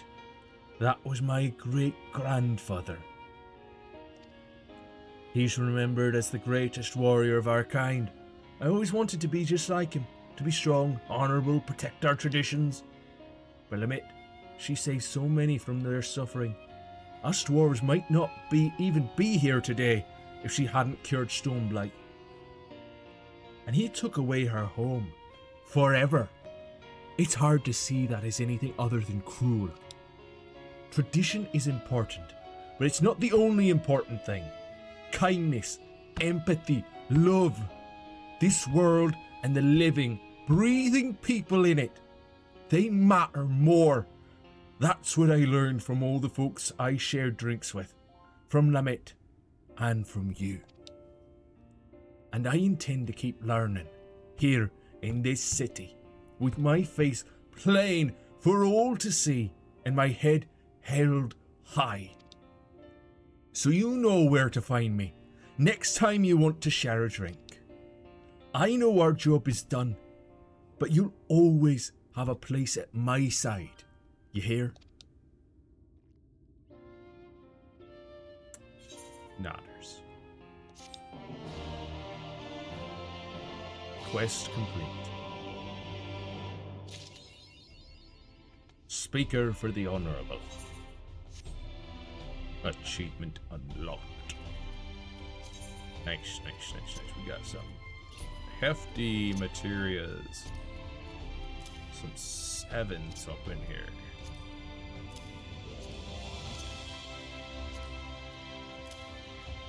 Ooh, piety 7, that's good. Plus 8 piety on that. Well, I think I'm going to have to end it there for today. I really wanted to finish up Shadowbringers today, but it's just too much left, it seems. There's like 5 quests, including this, the Light of Inspiration. Well, actually, I guess it's 4 more, because the Light of Inspiration is basically done. I just have to turn it in now that I've actually completed a, what do they call it? A role quest. Quest line. Role quest line.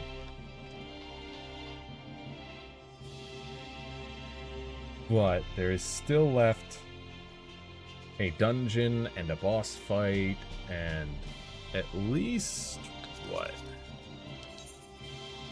Yeah. 3 more Ether Current quests. Another Aetheryte out there out here somewhere. In the mists. And then, I'm sure the ending is probably going to take a bit of time, and there's going to be the credits and post-credits and stuff, so yeah, I think we'll leave it here for today. We completed 8 out of the 12 quests that were left, though, so that's a significant chunk. Made a lot of progress. Yeah, so I'll be back on Monday for more old school RuneScape Leagues 4 Trailblazer Reloaded, along with Wednesday as well. And next Saturday, for sure this time, we're gonna finish Shadowbringers. We're gonna do it. For sure this time. Surely nothing will get in the way.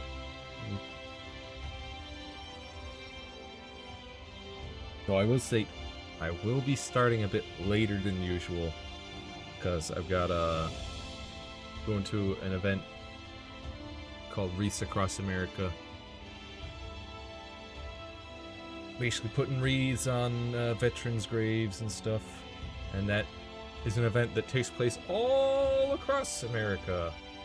Same day, same time. I don't know how it works with time zones.